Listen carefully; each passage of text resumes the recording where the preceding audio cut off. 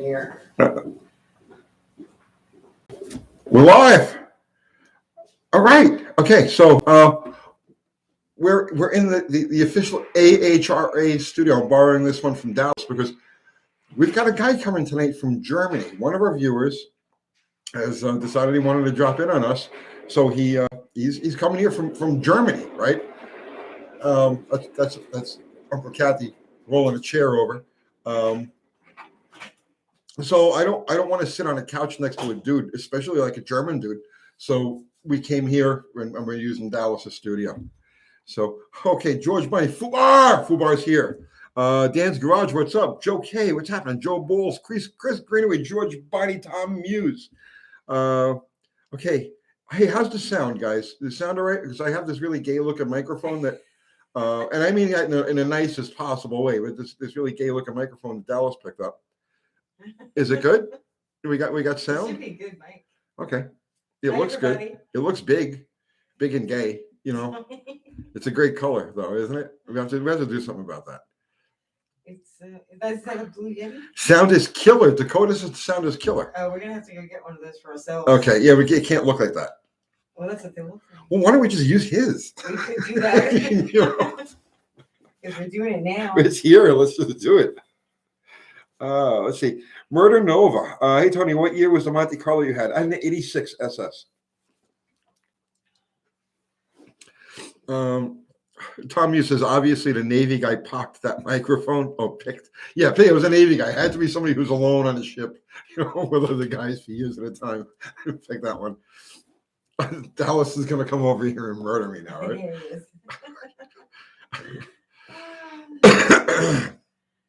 Dakota says it looks like he needs to be rattle can, flat black, and flames. Need some rusty metal. It would look good with rust on it, right? How is the sound? Really? Dakota says the sound is killer, and he hasn't even been timed out yet. So, yeah. Mike is a good thing. Okay, good. Yeah, see, we're stepping up in the world. Other people are bringing equipment, and we hijack it, and it's all good. He made a nice studio. We have mics at home, you know. Stroke it romantically. Go, Chris Roberts. He said that. Chris Roberts. Mike Smith says the sound is awesome. Matt, that's what's happening, brother. Scott Coffee. Sound is amazing. Nice. Okay, I've never heard that before. No. Duke's Mopar Garage. What's going on, Tony? Listening in while I'm doing some body work for my Dart. Awesome. Let's see. Janssen 50. If Tony wore a mic in the videos, it would make a huge difference. You move around too much. I move around too much. Yeah. And I do have a mic. A lot of times you may not see it, but like when we do some of these lives, most of the lives, I have a mic that I wear on a wire around my neck, and I just let it hang over here. Oh. But in the videos that I shoot, you move long distances, and you can't do that. Joke. Yeah, I know. Kathy should be seated next to me. I know that, but she decided to stick herself on the other side of the room. What's his name's coming? But he's not here. Jonathan's coming. All right, wait, here I am. Hey, everybody. Plan Z update. Nothing since the last video we did a couple days ago. Paul Cabazol says we should have a golden microphone like Rush. Oh, I hate that man.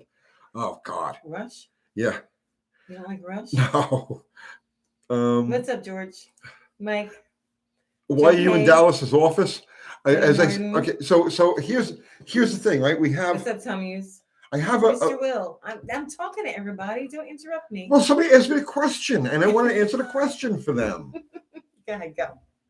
So, for some, you know, YouTube truth is stranger than fiction. So we've got a guy who's actually coming here from Germany, right? Mine stamps. Right. We got a guy who actually he flew here from Germany in a plane, okay, across the Atlantic, right. Okay. Yeah. He flew here from Germany. Yeah. He landed in Nashville, and he's on his way here now because he wants to be on our live. Right, and then he's going to go to Pennsylvania, I believe. Then he's going to go to where Pennsylvania. His family is. Right. Yeah. He wants to stop here first. So we usually do the lives in my room down the road, but I'm not going to sit on a couch with a German dude. It just is not going to happen in this dimension or any other. So I decided to hijack Dallas's office here. Yeah. Studio. What's up, Ski? Remember what happened with the last German-Italian collaboration? Oh, I know all about it. I know all about it. Unity Motorsports. What's going on, Andy? Mopar Den, how are you, brother man? Tommy says, I thought the borders were still closed. This guy may have some pull. I don't know. I don't know. Oh, DD Speed Shop is live right now. Oh, no. He's competing with us. He is. Oh, no. Mike Smith, did I get your email? No, I did not. I did not check emails like in the last couple of days. I will do that. Okay. Axis Power is on UTG. What's up, Buff Del Campo? Buff Del Campo. The missing link. The missing buff. Oh, God. Buff, when are you coming back here, Buff? Yeah, we miss you. I actually have a job for you. I have a whole channel that I'm ready to actually throw, and I'll pay you. You'll get paid. Okay, money. You'll get paid. I have a whole channel that I actually did some research on today. I did some firsthand. I went to a thing, right? Yeah. And with other people. And We're only here for 5 minutes. I have a channel that you can do, and I'll pay you to do this channel, but you got to be here to do it. Baby Shark GTO, thank you, sir. Hello from Vermont. Vermont is very pretty. Hope he brings me sausage. No, I do not want any German guy bringing me sausage. It's just he mailed us honey, but we didn't get it yet. Okay. He has bees. What's up, Douglas Filler?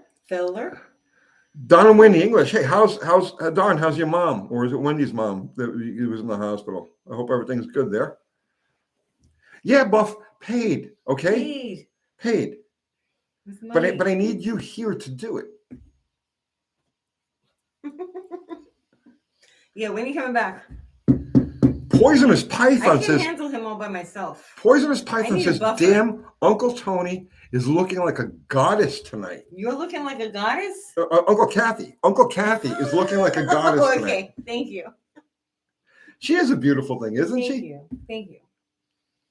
I don't mess around. Didn't say he would pay well, just that he would pay. Oh yeah, no. The pay is going to be ass. I mean, I'm going to take advantage of you every way I can, even though I love you. But still, it's still pay. You would still get paid. Donna Wendy English says waiting on a surgery date. Maybe we'll get one soon. Okay, but I hope everything is going okay for you guys. Let's see. Todd Traxel, hello from St. Louis. What's happening, man? Almost got my 68 Barracuda back together and running. Excellent. JC says it's like a Ralph and Alice all up in here to the moon. To the moon. BDan1324. Have you seen Steve Nitty's gold slant 6 powered duster? Probably the nicest one of the fastest slant 6 powered cars in the USA. Saw it this weekend. 600 horsepower. You saw it this weekend. 600 horsepower pro charged EFI. Okay. First off, did you see that car run? Okay, that's what I want to know. Did you just see it, or did you see it run? BDan1324. Can I read something? Sure. NHRA 1975 says, did you ever hear of New York City pro stock racer Richie Zool? Yes, I did. He used to park his race cars on New York City streets. Yes. Yep. I'm waiting to find out more about that duster there. Okay. Gabardine suit. Hey Tony, looking for an XJ to bring Ina and I back to town. Travis. Is that you, Travis? Yeah, I guess because there's only one girl named Ina. So back to TN. Anything I should do to engine wise before we zoom across the US? No, man. Just make sure it's not making any noise. We have one, but that one XJ I've been driving every day for like the last 3 months has a piston noise. Tuck, tuck, tuck, tuck, tuck, tuck, tuck, tuck. But I mean, they'll run literally. They will run forever like that. I made a 1,600 mile round trip with it when I first got it. Tuck, tuck, tuck, tuck, tuck, tuck, tuck, the whole way. So the piston noise, if it's making a piston noise, you could drive it forever. You won't have a problem. If it's a bottom end noise, then when I say a real bottom end noise, a bearing noise, then obviously you're not going anywhere. But man, you cannot go wrong with a Sean says, "Hey, you two, remember me? I was one of your first viewers." Yeah, we remember. I thought you were the first viewer, Charlotte. Mm-hmm. I was pretty sure. Weren't we saying, "Hey, who was our first viewer?" And you said Charlotte. Yeah. Chris Greenaway, Tony, what's a 71 through 73 Mercury Cougar convertible worth? What people are willing to pay for it, I do not know. What's up, Big Bear? Tony, should I buy a Ford?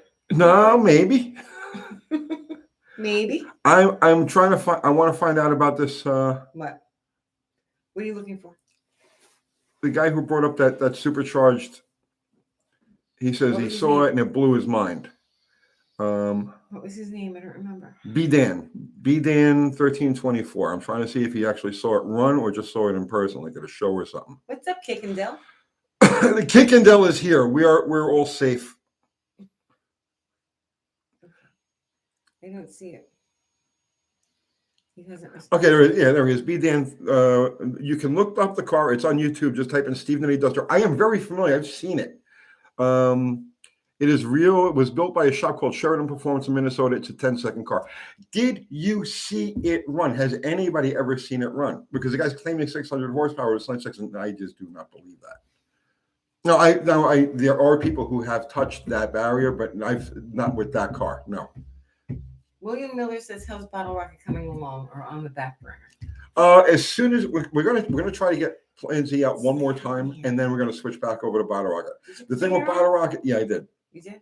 The thing with Bottle Rocket is I've got to address that problem with the collapsing lifters, and I wanted to get Plan Z out. We had that date last week, so we ran the car. Then we got our shakedown passes on it. I've made some changes to it, so now we're gonna go out and see if those changes worked. Then we'll go back to Bottle Rocket. Big Bear likes the big microphone. Looks professional. Oh, it feels professional, right? Tom Hughes wants to know, what did I do with all the time when you were at the track every weekend? What did you do? Who, me? Like I would rip paneling off walls and stuff.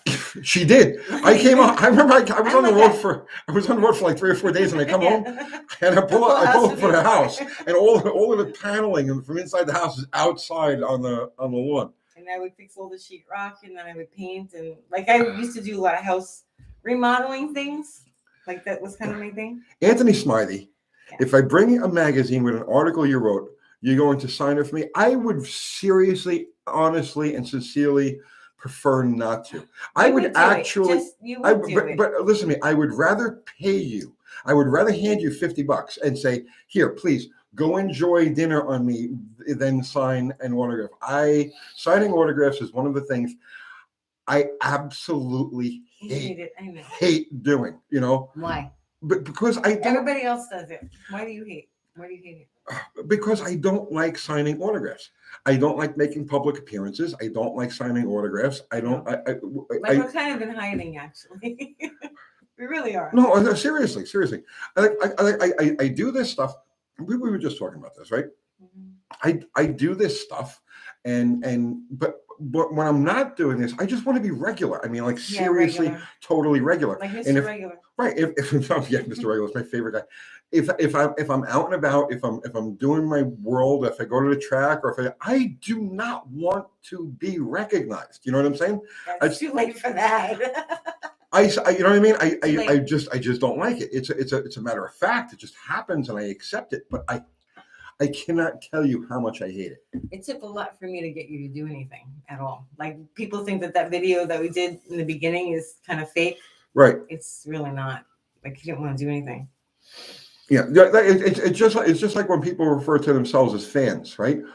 Please don't ever refer to yourself as a fan to me. I don't want fans. Yeah. Right? Don't tell me you're my fan. If you tell me you're my fan, I'm like, well, geez, thank you, but please go away now.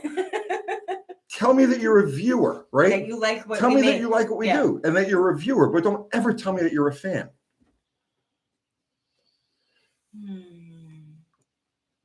The Johnny Depp of cars. I don't know what Johnny Depp does, but I guess. He's an actor. Yeah, no, I know he's an actor, but I don't know what it is. Donut Guard, Tony, Steelership Parts Department guy here. You're absolutely right about this being the time to hit the panic button. We've been having rolling back orders on common parts all along, delayed recalls. I know, and we're going to be doing a lot more stuff on that type of thing. Benjamin C says, UT, we've heard enough of your stories to know that you were never regular.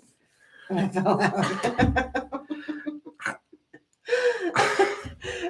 I felt like yellow across the parking lot. Yo, UTG, what's up? That's fine. That's fine. I'm cool with that. I was driving the Swinger, Mhm. and somebody coming the other way screamed out the window like UTG, and I thought I was laughing. I thought Yeah, that no, was that's funny. cool. That's cool. That's cool. That's cool. I was like, that's really cool. That's cool. It's weird. It's you gotta like it's. I don't know. I can't explain it to you. It's my brother, Normal fucking James. Swamp Rat. For some reason, for someone who hates being noticed, you're live almost 24/7. This is my freaking job. This is what I do for a living. This is my job, so I got to do this. I say the same thing. No, I'm serious, and to me, that's exactly what this is. It's a job, right? Listen, some people work for Amazon. Some people make pizzas, right? Some people make YouTube videos about cars. Some people install carpets. You know, see, to me, it's all the same thing. This is my job. This is just what I freaking do. Mr. Will says, I'm a viewer, Tony, and like your YouTube channel. Okay. That's perfect. That's perfect. That's good. What's up, Steve? Does UTG like pierogies? Everybody's laughing at us, Tony. Can't laugh at me. You won't be the first. Ethan says, with this parts epidemic, we're going to have to go to Flintstones cars. Knishes, yeah, we love knishes. I love knishes. I love knishes. You know what? I should make some. You can't make a knish. I can make it. You cannot make a knish. How much you want to bet? You cannot make a knish. You want to bet? I'm not. I don't tell you what. A I'm knish. very competitive. Listen to me. A knish is such a specific thing. I'll make I it. don't even want to taste it. I don't even want to taste it. So you wouldn't even know if I could make it or not. There is no way you could make an actual knish the way. Yes, I can. We'll talk about it. Challenge, yeah. No, I would totally do it. Kathy's knishes. Kurt, Ultra Kathy, do you manual screen print or machine? Manually screen Yes. print. Bickers, yeah. Makes it entertaining. Gabilla's knishes here on Long Island in Copeg. Yeah. Mm-hmm. Yeah, she can't make that. Nobody can make that. Oh. You have to be a rabbi to make that. Rabbis don't make knishes. Rabbis make knishes. Only a rabbi can make a knish. You could. I don't think rabbis do that. You could get away with making a bagel. You can get away with making a bagel. I can make bagels too. You know, but to actually make a knish or pastrami, you have to be a rabbi. I wouldn't try and make pastrami. No, why would you try to make a knish? Because that's easy. That's potato. No. It's more than just potato. There's magic in there. More than just There's magic in there. The recipe for the knish goes all the way back to the Kabbalah. You have to know ancient. You have to be able to fluently read and speak ancient Hebrew in order to make a knish. You cannot make a knish. Okay. Don't even try it. You'll end up in serious trouble with the spirits. Right. Okay. From the Kabbalah. From the Kabbalah. This is what I live with, guys. All right.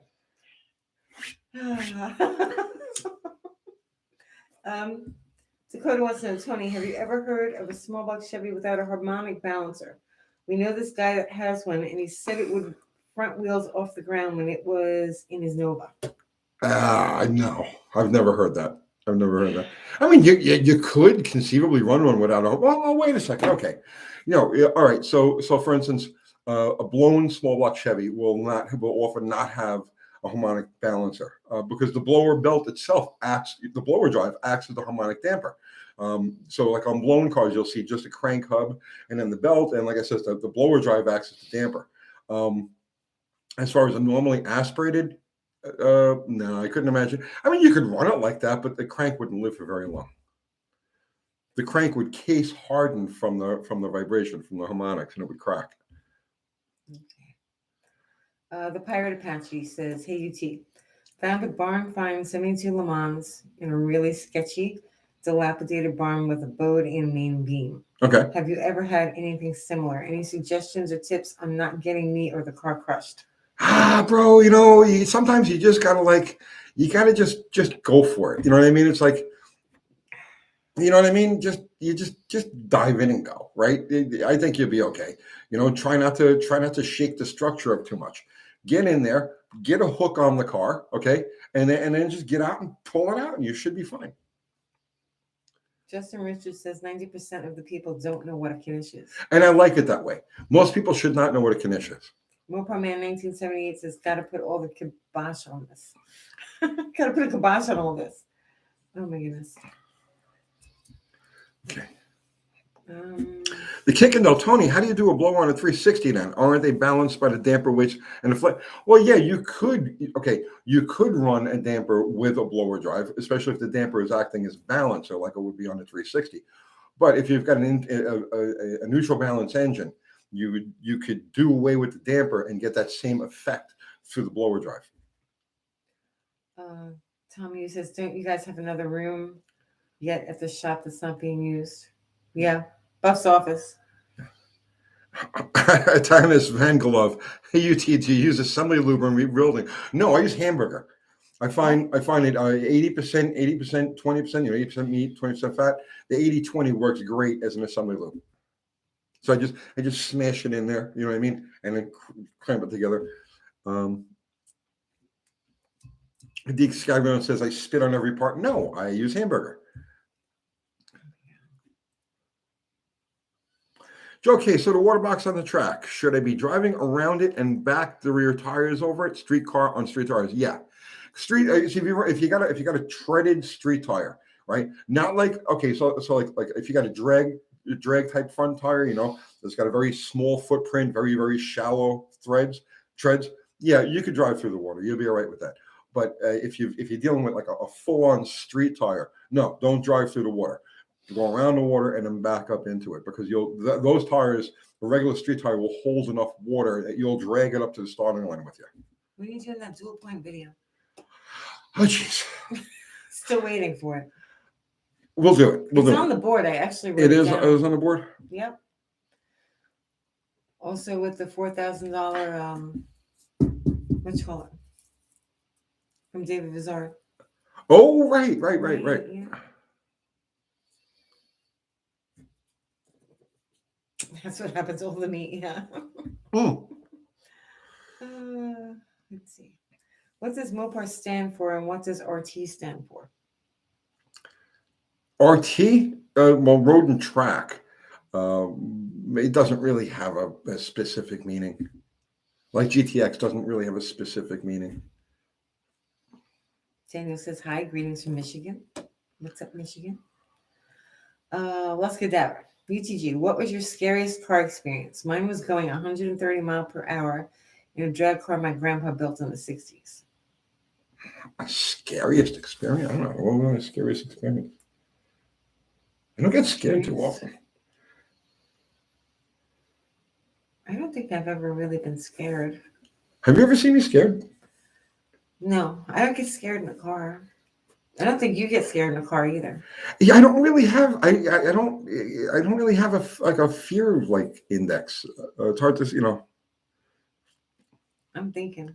I just roll with it. Whatever it happens to be, I roll with it.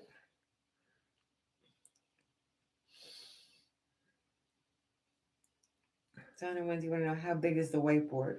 Right now, I only have a small one up. I need a bigger one. I have it. I just haven't hung it up. Let's see. Charlotte calling Mopar is an acronym for motor parts.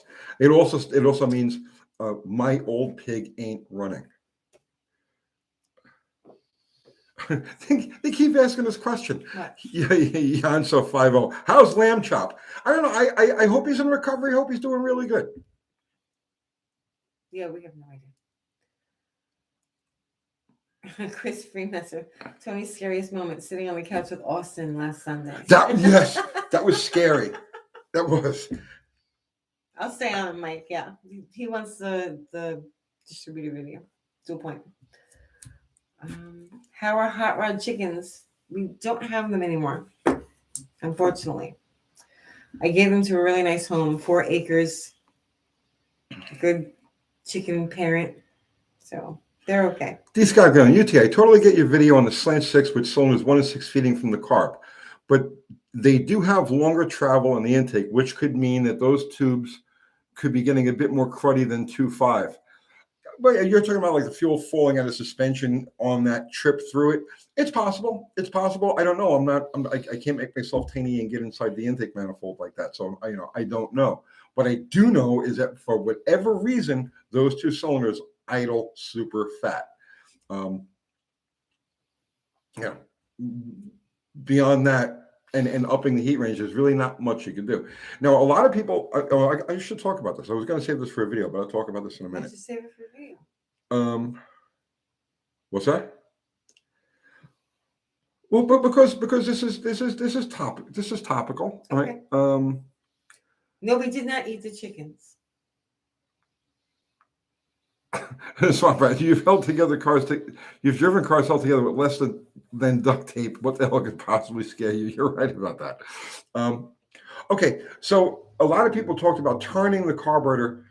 Okay, originally that manifold had the carburetor facing this way. Okay, facing with the primary barrels to the passenger side, the secondary barrels to the engine side. I turned it front to back. And the reason for that is to picture this now.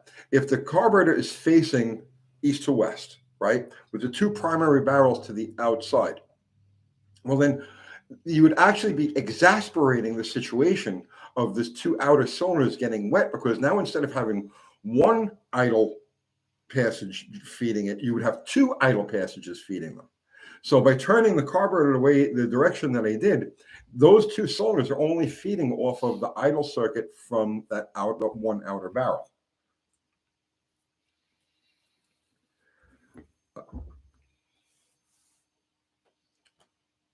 Tom Hughes, yes, the intake has ways to make work.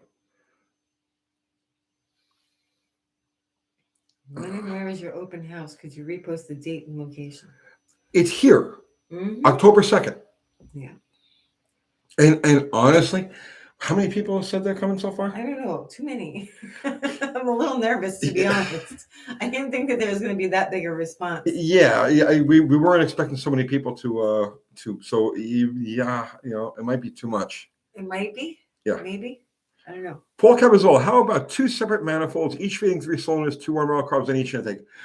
Okay, here's oh God, those comments. So many comments on that video about multiple carbs, run Webers, run this, run that, run manifold with this. Okay, look at the Ruster video. Okay, look at what the Ruster is running. Right now, this guy's been screwing around with this car for 13 years now. Okay, screwing around with it for 13 years. It runs 1160s in the quarter mile. It runs 760s in the eighth mile. Right. What does he have on there? He has the same intake manifold that I have, and he has a 750 AFB. If there was any advantage, if there was any tangible, this is a guy who's got an external pump oil system on it. He's got independent. He's got the 6 coils. He's got like science, every kind of science you can imagine. He's got built into this thing. Why would he run that same intake manifold and a carburetor similar size to what I'm running if there was a true advantage to be found, a cost effective? So the way I see it is, I could think about going to a special intake manifold and side draft carburetors or multiple carburetors on it, but I won't even consider it until I've gone at least as fast as he has. So that's the answer to that. Need metal, do you think his ignition makes a difference? I think his ignition makes it. Here's the thing with ignitions, okay? If you don't have a misfire, then no ignition is going to help. So if your engine will fire the plugs at 20,000 volts, you could throw 40,000 volts at it and it doesn't make any difference. You could throw 80,000 volts, it doesn't make a difference. You could have lightning. You could have the finger of God point himself right into each cylinder and go poof, right? And unless you had a misfire, it's not going to make an ounce of difference. So his cure for possibly a fat condition in a cylinder or two was to go to that style ignition. But I'm not having. I've already discovered what I've got going on there, and I think I have my way to fix it. And I'm feeding up 40,000 volts as it is, so I don't think there's going to be a problem. Roadrunner James, flying for the Junkyard Jet Crew. Thank you, man. Brother, what's going on October 2nd that I wasn't invited to? We're having an open house. Are you okay? I have to invite you. You're my freaking brother. Just show up. You can come any day.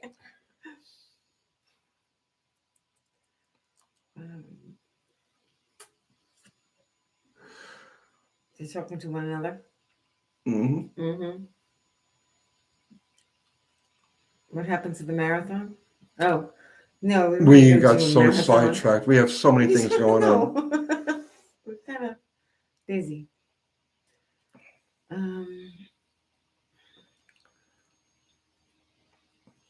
Okay, William Sanders. Hey, Tony, if you're going to build a drag racing pickup, what would you build? I mean, I never really thought about it. I mean, if I was going to build a drag racing pickup, I would probably follow along the lines of what Andy has with Casper. But it's something I never really thought about. So I love Casper. It's an awesome truck.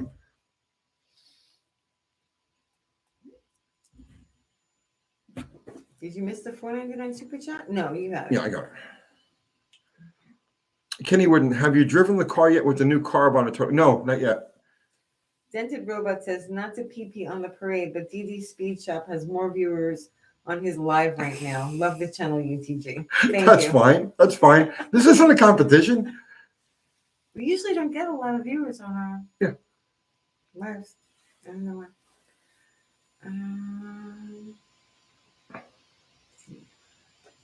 Vince Frencher Hall from the People's Republic of New Jersey. What's up, Vince? Eureka 7 Waves says, Tony, finally put on my intake and torqued all my bolts down on my 383. Is it a big concern if some RTV would ooze out into the head ports or nothing too big to worry about? Say that again now. Is it a big concern if some RTV would ooze out into the head ports or nothing too big to worry about? I mean, if it did break loose, it would pass through the motor. It wouldn't do any damage.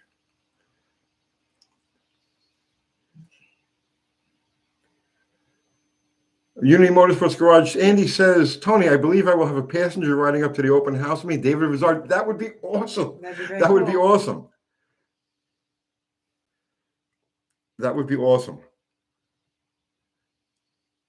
I have to, if you're bringing him, I got to get something better than hot dogs. I was going to go buy like 100 hot dogs. I will. You're gonna need more than that. Probably gonna need more than that, but I will obviously have to have something better. If we have royalty in the house like that, I'm gonna have to feed him like something good. So let me know if he's definitely gonna come. I hear footsteps. I hear there's footsteps. Hello? Oh, sounds like a German guy. Like a German accent. Yeah. Hey. Hey. How's it going? Pretty good for a white guy. Yeah. Come in. Come sit. You can take that seat. How you doing? I'm doing great. I left at 1 o'clock your time yesterday in the morning. Nice. How's it going, Jonathan? Great. So, guys, this is Jonathan Kreibel. Kreibel. Yeah. Okay. He's from Germany. He's one of our viewers from Germany, and he wanted to come by. I hope this is good for you. It was my plan. I met you in '83 at ATCO. 83 at ATCO. Oh, it might have been Cecil. What did we do? You were running around like a nut, like tearing this Pro Gas engine apart between runs. Okay. And I wandered up and asked you a couple of stupid questions. I still have the 68 Barracuda. Okay. And I wanted to do a little bit more performance on it. And you just said to me, how fast can you afford to go? That's crazy. How do you remember this? Because of her. Because of me? Okay. Yeah, we were on some online game together, and then she said, "Oh, I have to leave to like help my husband with this YouTube thing." And I was like, "Huh?" And she's like, "Yeah, Uncle Tony's Garage." I was like, wait a minute, Tony DeFeo, the guy writing for Cars Illustrated and everything. I still want to know what happened to Susie. Susie, who's Susie? You wrote this really crazy article that had nothing to do about some yellow Camaro. Oh, Jesus. Yeah. Some stuff comes back to haunt you when you're right at town. Thank you, Max Fudge Dick Dastardly. Next plan series. Thank you. That's crazy. Okay, so that was let's see, The story. I don't remember what the story was, but what happened was I'm gonna explain this. How do you explain this? So I had a deal with a publisher that I had to produce X amount of work. Right, I got paid as a freelancer, but I had certain obligations, and one of them was to write these car features. So the car features, how do you picture this? The magazine business doesn't work. The magazine business is an illusion. It really is, right? So what would happen was a photographer would go to these magazines or go to these events, and they would assembly line shoot cars. So they would pick out, they say, okay, you bring your car over there and we'll shoot it. And then the next guy, you bring your car over there and we'll shoot it. And they would shoot like 20 or 30 cars at these shows. Then those pictures would all end up in a box, right?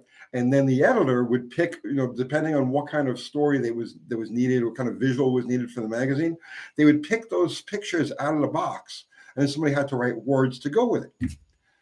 So I resented this like greatly. You know what I mean? So I had this basic agreement with the publisher. It's like, I'm just going to write whatever the hell I want to write, and if you don't like it, well, then you're on your own. So they would drop these pictures off in front of me, and if I couldn't think of anything good to say about the car, I let it rip. And I did. It was called it became very popular. We ended up calling it the Slam of the Month. I feel bad about some of the ones that I did. They were a little over the top, but there was one of them where the car was just so obnoxious that I couldn't come up with anything automotive to write about it. So I wrote this story. Mm-hmm. Yeah, the last thing that happened, she was nude in the bathroom and you were getting the whipped cream from the fridge. That's a kind of memorable sentence. I literally made this up. Like I'm sitting here. Okay, it took me probably 15 minutes to write the whole thing, and I literally just made it up off the top of my head and sent it, and it got published. And this guy remembers it 35 years later. You started out talking about the car, but then you couldn't talk about the car, so you made up this stupid story. Okay, let's see. So how was your flight? Good? Yeah? Yeah, the rental car was a mess, and I tell you, you cannot compare the German airports or the American airports to the German airports, because the German airport, you come in, you go through security, whop, with like these automated tray systems and everything, baff, you're like right there at your gate. Here in Tennessee, you have to like these stupid tray things there, and then everyone is like not knowing what they're supposed to do. And welcome to America. And then the best thing is taking this automated tram to like the end of the world. We're a totally different country than the one you guys fought way back when. Well, no, I actually grew up in America. Did you? Yeah. Oh, okay. I've only been in Germany since 2005. Oh, that's it. It's 2005. Peter Janik, Jet, let's go. Thank you, sir. We've slipped, man. We've slipped. You see the difference between like Germany, right? It's like everything's efficient, get it done. I mean, that's what Bureaucracy. Wait a second. Get it done is we have this big mount in the way. It's called bureaucracy. We have that here in the States. No, believe me, they have this thing perfected. You're only one too? Yeah, like forever. Look, it's like, yeah, right? We're like the Axis powers, man. Italy and Germany. And I don't know. We're gonna roll our own. Well, no, I started in college. This friend of mine, Dave Mann, turned me into drum cigarettes. Back when you could get them in the tin can. You still can. Oh, cool! Because I need those tin cans. You can get. I'll show you a place where you can get them right here in Murfreesboro. Yeah, sweet. Chris Freemaster says, laugh out loud, ask your guests about Berlin's new airport. German efficiency at its best. That's the bureaucracy. That's okay. So, what's the hot rod scene like in Germany? It's there. It's like we have groups, like we have the U.S. Car Buddies in Cologne. There's different groups. I'm a member of the A-Bodies group. I'm invited to go out to East Germany, to Sachsen-Anhalt with Lucille to go real drag racing, not like the drag racing I did last weekend. So that's what we have a lot of cruise meets and stuff. I mean, the Corona thing kind of put the kibosh last year. But when you say real drag racing, what did you do last Well, weekend? they had like a fun race at an old airport, like no prep racing. Okay. And like no prep on the tarmac. I mean, there was like weeds and stuff growing through the cracks and stuff. And on what would be my best run, I just let off, which I wouldn't have done 10 years ago. But I just the thing was like getting All like over the this. place. Oh, and I was like, oh no, it's not that important to beat the Mustang this time. I already beat him once. So what kind of car do you have? It's 1968 Formula S Barracuda convertible, With what? It's very pretty. a 340 With a 340. and a 6-pack. Oh, nice, Yeah, nice. I stick by the 6-packs. And a And- 4-speed. And what kind of numbers have you run with it? I ran a 13.9 with a guy in the car taking a film. Okay. Then the next one I thought I ran a 13.6, but they switched the lanes, and I don't know how I lost, but I did. I ran a 14.1, and the next one I was shifting right against the rev limiter, and I was pretty would have had a 13.5. But that was with no traction, Yeah, that's with no prep. no prep. And with street tires and doing the Uncle Turney Chill, sure. So, but there was just like, I mean, were you able to hook and launch the car at all? Yeah, there's a video floating around somewhere. Oh, really? Oh yeah, I actually brought them with me. Oh, You nice. did video nice. Well, Kathy can. What kind No, of you can do them later. I mean, computer? Okay. Yeah. Let's see. I'm here tomorrow to help. So Okay. You here tomorrow? yeah, Are American I don't know V8 power popular in Germany? what? Are American V8 power popular in Germany? Are you kidding? The people are crazy for them. Are they? Just the wiring harnesses are always a mess. They come out of the Netherlands, and I never want to go and look underneath the dash of any of these cars. I've seen everything possible. Bare wires twisted together, dangling there. So, but it's pretty easy to get a legend there tuning the cars because no one else knows how to do it. You know, do a simple thing like actually getting the carburetor to open up on where all the All four barrels. all are four actually- rails are actually open, and you're like an instant legend. You know? Well, you were working at Mopar shops for a while, right? Yeah, the Mopar shop, that was like my dream That's like job. the biggest shop in That is like, Germany, right? if I had like an unlimited budget, Mhm. I would send Lucille there to get a full redo. I mean, they do the finest work in Germany on the cars, Yeah, but driving an hour and a half each way, that was far it from you. was not making any economical sense, even though I love the job and love the people. Mhm. Kathy, who was the guy that we were selling parts to? He was in Berlin. He had a. I know you're talking about. You know who I'm I remember talking his about? name. So I was selling parts. Sold I a saw lot it, of parts so to I this guy, remember. and he was in one of the Mopar clubs there, and I think he was associated with one of the shops because I was sending him like a variety of parts. So he Right. must have been doing it for different cars. So we got to conversing one night on the phone, and I said, "So how did you end up, being a Mopar guy in Germany?" This guy's like hardcore German, right? Right. And he says, "Well, when he was a kid, when he was in Berlin, the pimps all drove these Mopars. That was the thing. So if you had like a Super B, or a Roadrunner or a Charger, one of these and a high impact color, Right. that's what the pimps drove. So he wanted to have that sort of car." John Wilbur wants to know, tell us about getting parts in Germany. Well, I bought a lot of stuff over a Mopar shop, but I have my sources here. I used to have a parts business license in Germany. Then they changed the rules that where the seller of the part overtook the liability if that part failed. So I became, as a seller, the hairstyler, the producer, the factory that made the part. Right. So I had to absorb the liability. So I sold a tie rod end to some Joe that installed the thing himself, or some other shop installed it, and he had an accident. Then I had the Your liability come back liability. on me, and that was, for me, was like the end of the fun. So So we I ordered stuff Rock Auto, Summit, Hughes cams. I use Hughes and Howard cams, but I order a lot of stuff from here, and then I pay the import duty and shipping. And how bad is the import? So let's say you're going to import something like a camshaft from here. Let's just say I bought a set of lifters, and from Mancini. Oh, Mancini's the other supplier.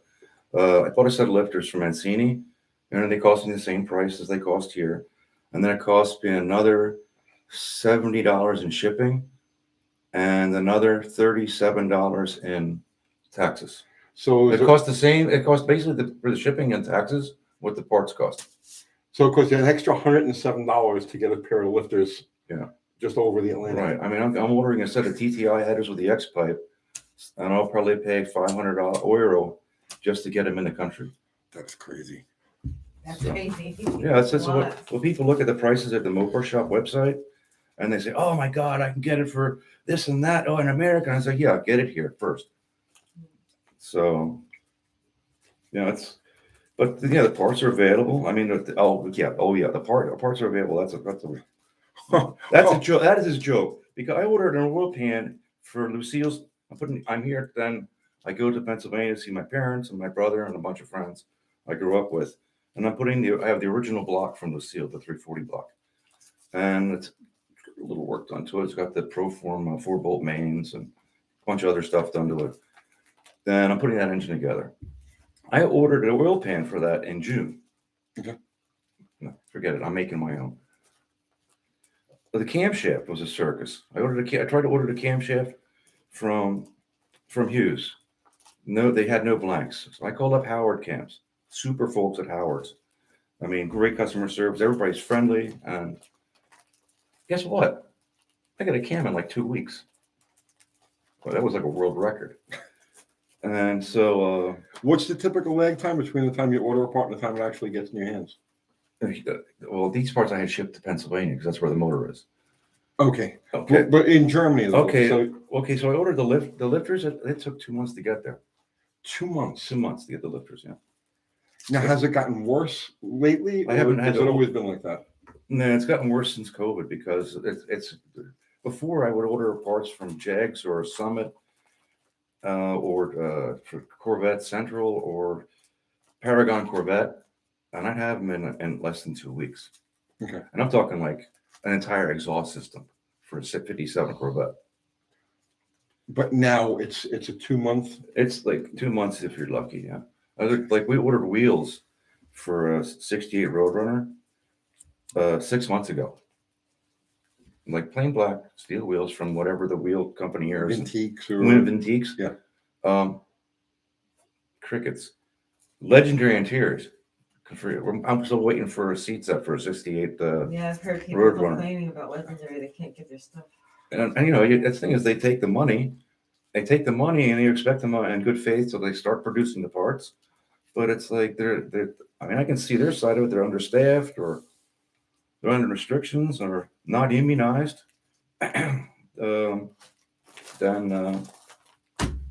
Yeah.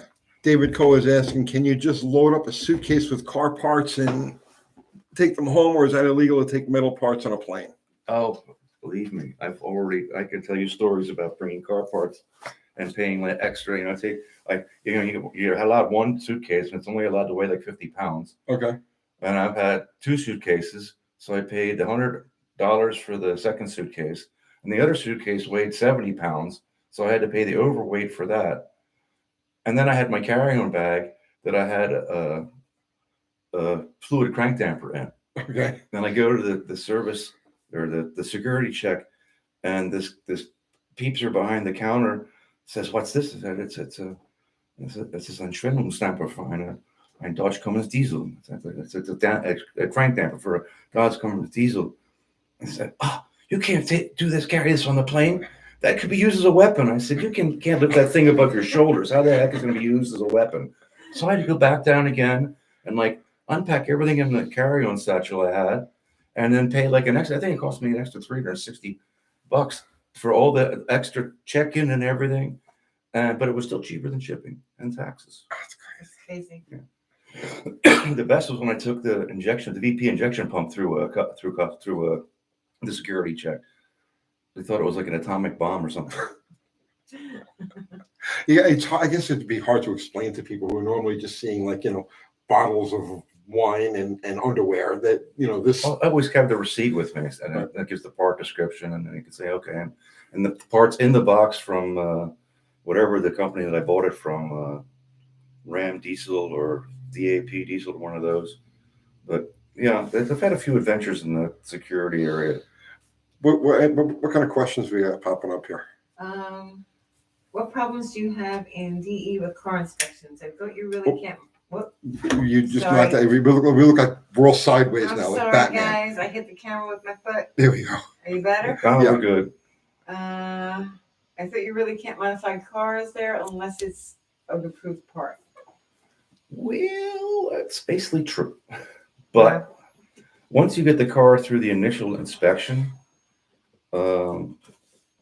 in Germany, they get this thing called the TÜV that it has to meet the standards for the headlights.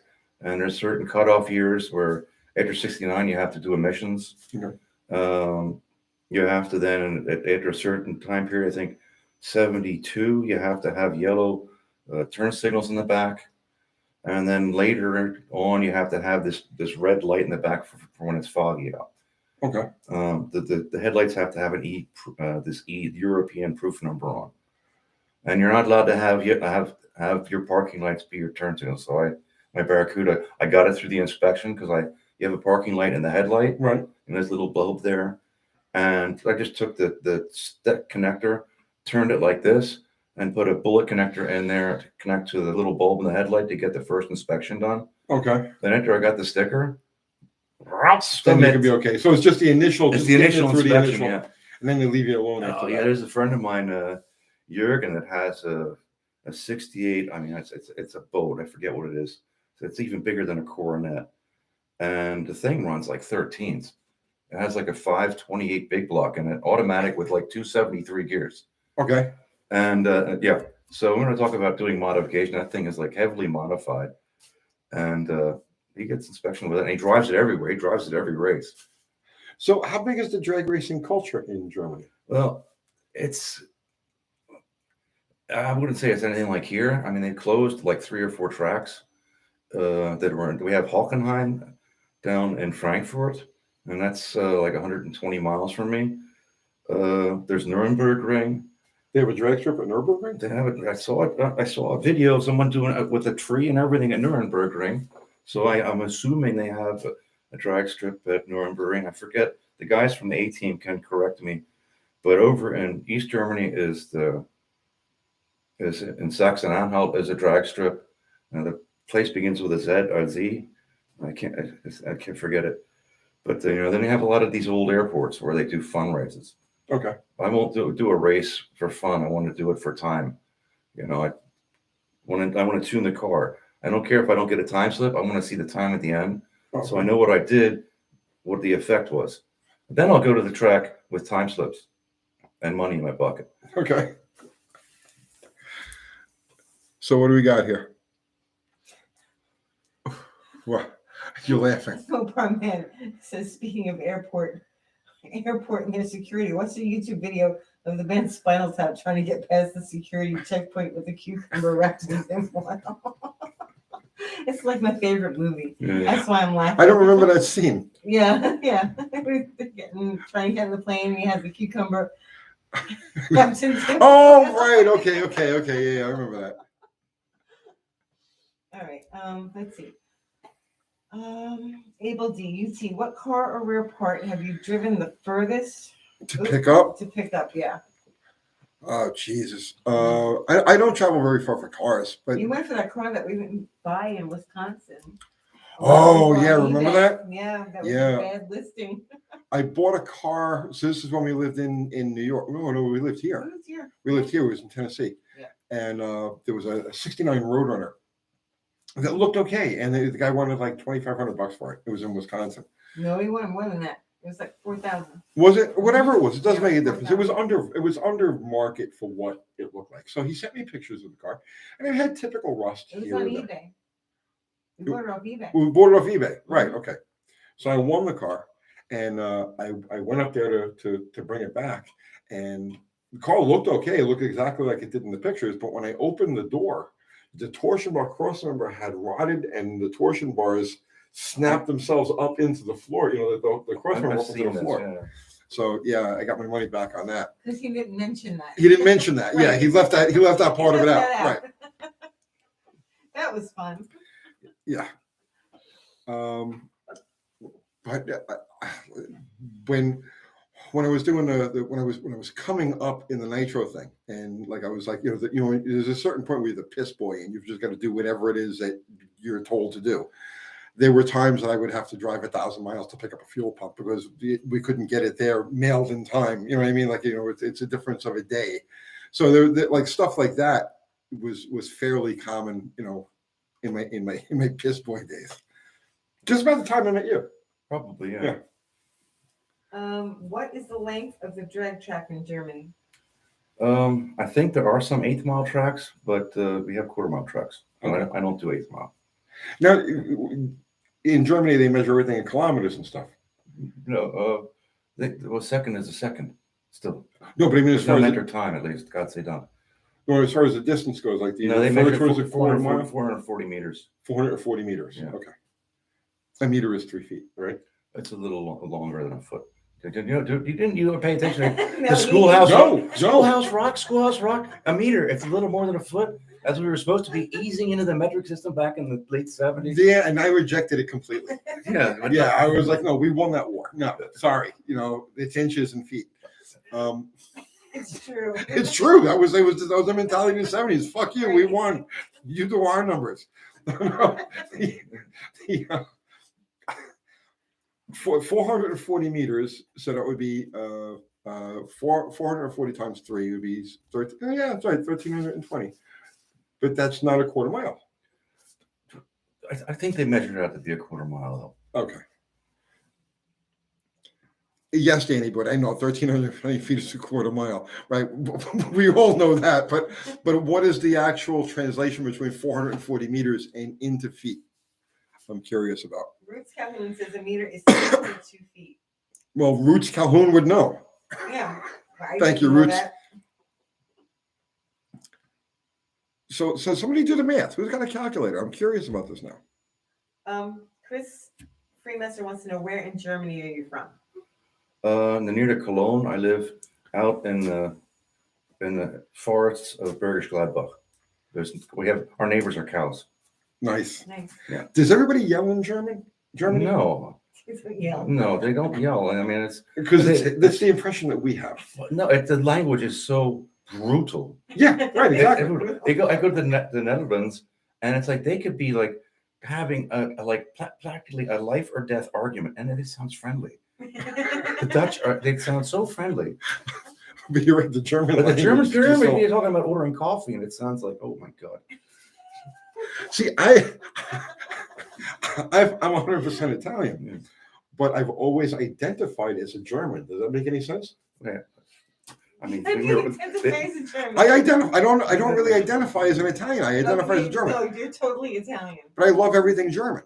You I love their German beer. I love their and food. I beer love their and stuff culture. like I that, love but everything about German. you're Look at not you, for Christ's sakes. quiet or Right? anything. I didn't get a brown hair, black hair, whatever. I look at you. Oh, yeah. Okay. So it's always been And blondes German. with blue eyes and all the other shit.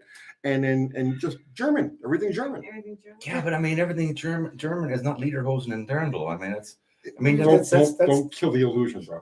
Don't- It's not. But I mean, it's Schnitzel and Spätzle. Yeah, he likes schnitzel. Oh, I He love likes the schnitzel. heavy German food. The sauces. I used to hang out when I was in New York. I used to hang out at a bar called Kilmeyer's. Yeah. Okay, it was owned by 3 Jewish guys, Mhm.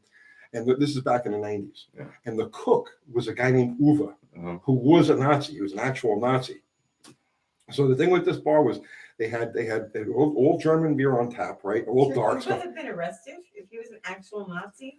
I mean, I think. How old was he? He wasn't a leader. He was a soldier. He was But how old was Uwe cooking in the kitchen? Uwe was like in his 80s. This Oh was my this and God. this was back in the 90s.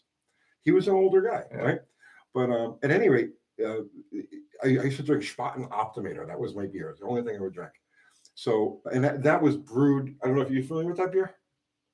Never heard of it. It's been brewed. I could have, but Yeah. It's been brewed by the same monks I know. for the last 600 years. Yeah. And they brew their batch for the year, and then they bury it in the side of a mountain for 6 months, and then they ship it. Up in my, yeah. So at any rate, Uwe was the cook there, and you'd sit down at the bar, and then you would just tell the bartender you're hungry. There was no menu, Mhm. and Uwe would make you a meal based on what you were drinking. It was the greatest, there was no thought involved.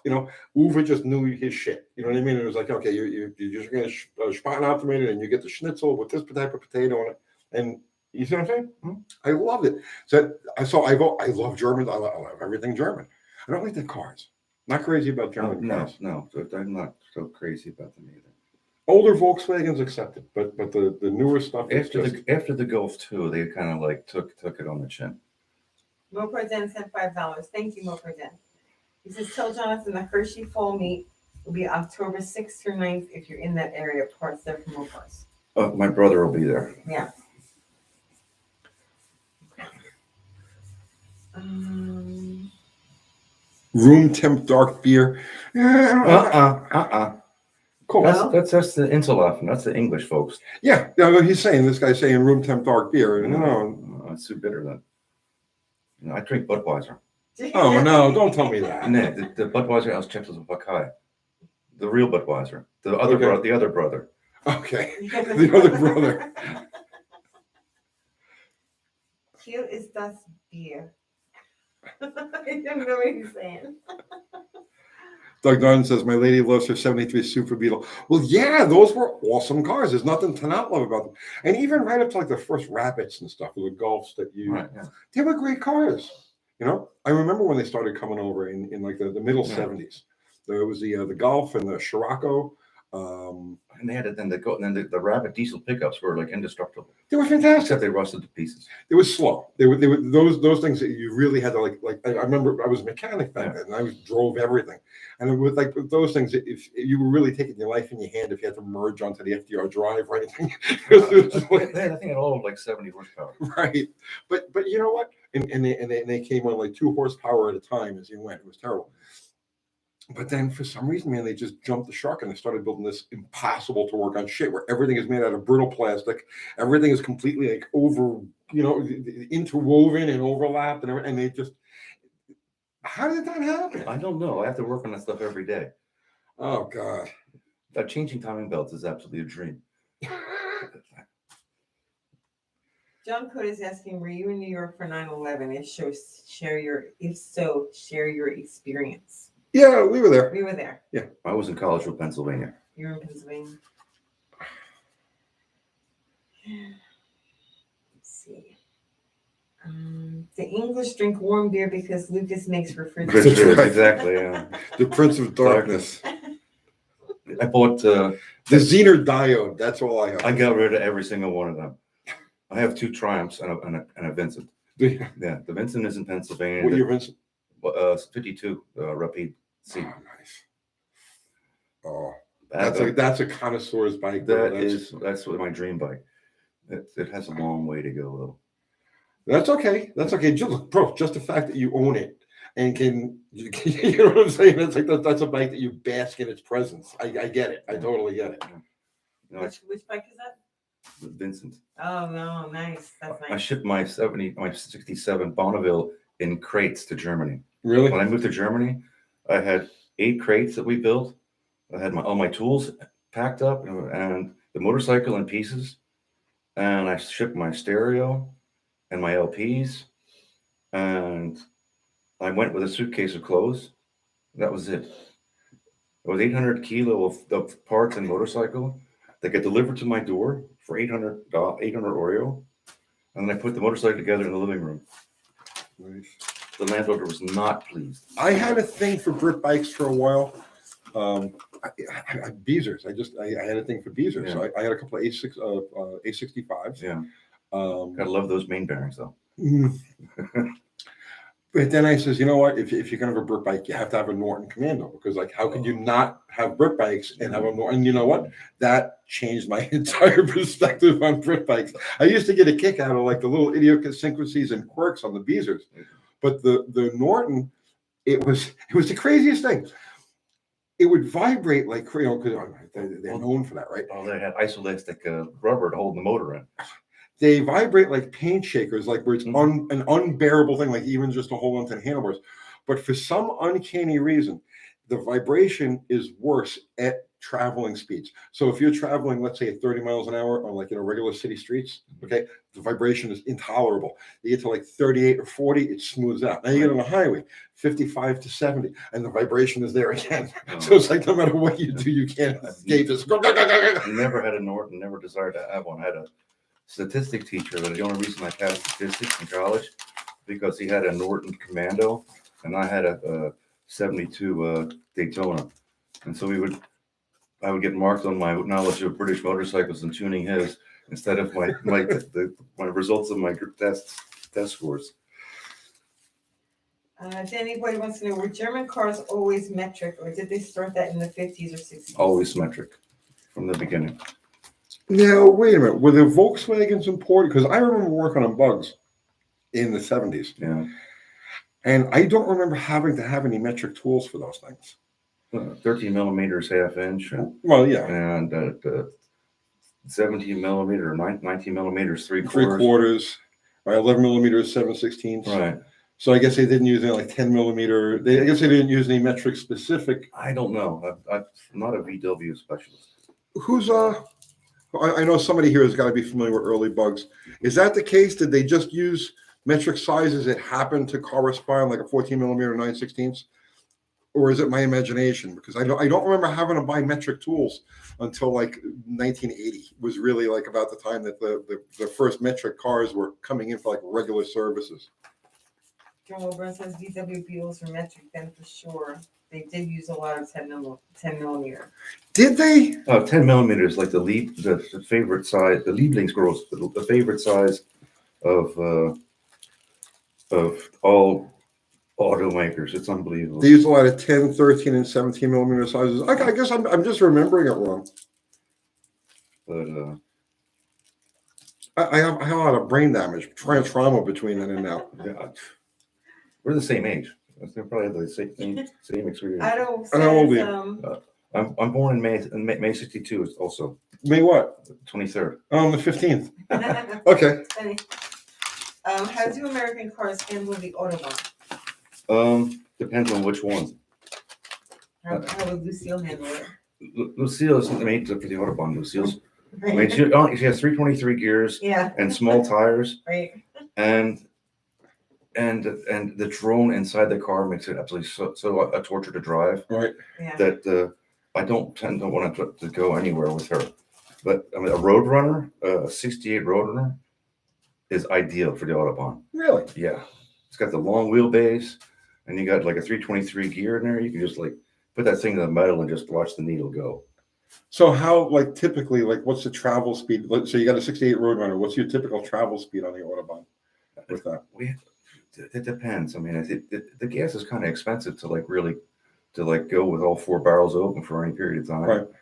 But you can get the thing up to 130, no problem. Yeah. We have a 67 Charger. It's got a 440 and 323s. And that thing, like 70 miles an hour is actually its sweet spot. Right. You know, and she'll pull clear to 100 like it's nothing. Right. After that, the wind starts to become, you Yeah. really start to feel the air hole back. I guess the Roadrunner is pretty much the same profile on the front. Yeah. But I don't know if I'd want to go that fast for very long. God, the thing is, they start to float around over 130. Well, yeah, you get a lot of air coming underneath those things. I had the Barracuda up to 170 once. God, get out of here. Yeah, I was on a bet with this crazy friend of mine, Dave Wolf. I would have just forfeited. Well, he had this 72 Grand Prix that he put a 45 Pontiac engine in. His goal was to go 200 miles an hour, I think, but he never could get it above 180 without a rod spinning. So we just hopped in the Barracuda one day on 309. I took it down to 309, flat out, and I had the Mallory Tech rev limiter in the car in the glove box, and it was set to 7.2 because that was the other motor with the Mickey Thompson rods in it, and the aluminum rods and everything all lightened. And I let the foot on the floor until the rev limiter popped, and then we went back and calculated the tire size and the 323s and everything. It counted to be like 172 miles an hour. I will never do that again. I mean, at the top was like that far off the bows. I thought the top was going. Oh yeah, I could only imagine, because I mean at 160 cars are known to take off. That was like the magic number with the early funny cars, Right. like the 1960s, 1965, 66. That's where that 160, 165 was the speed at which the standard car sitting at the standard height wants to take off like a. So that's when they started incorporating air dams and whatnot Right. to keep the air from getting underneath them. I don't know if I'd want to try to go that fast. Well, that was a very special time. Most of those years I forgot, but I was telling my wife about the fact that on my last race that I lifted, and she's like, "Oh," I was like, "Well, it's like I think all of my guardian angels are going around with these walkers right now, and I think I don't want to really like trust them anymore. Motor Swap sent $5. Thank you. Says off topic but curious. What do you look for when shopping for a machine shop when needed? What in your experience is important to you? Cleanliness. Yeah, cleanliness. What's important? I look around at just what's there. I walk into a machine shop. I have an engine block fetish, right? It's crazy, but I'll walk in and I'll look around, and if I see, a bunch of like typical assembly line type of motors, I'm like, I'll be trying. I look around and I see a prep big block Chevy. I see something with O-rings somewhere. It's that glance around. When I see that, then I know that the shop is at least capable, if not trusted, with that type of stuff. So that's what I go by. Make sense? Yeah. Mr. Will sent $10. Thank you, Mr. Will. He says, Tony, did you ever frequent the German bar on Staten Island just over the Outer Bridge crossing? First exit when you cross into Staten Island from New Jersey. Great food, great looking bar. Forgot the name. Kilmeyer's was on Arthur Kill Road, about 3 miles from the Outer Bridge crossing. So you'd get off the Outer Bridge crossing. You come around, you get down to Arthur Kill Road. That's probably talking about the same place. Probably. Mm-hmm.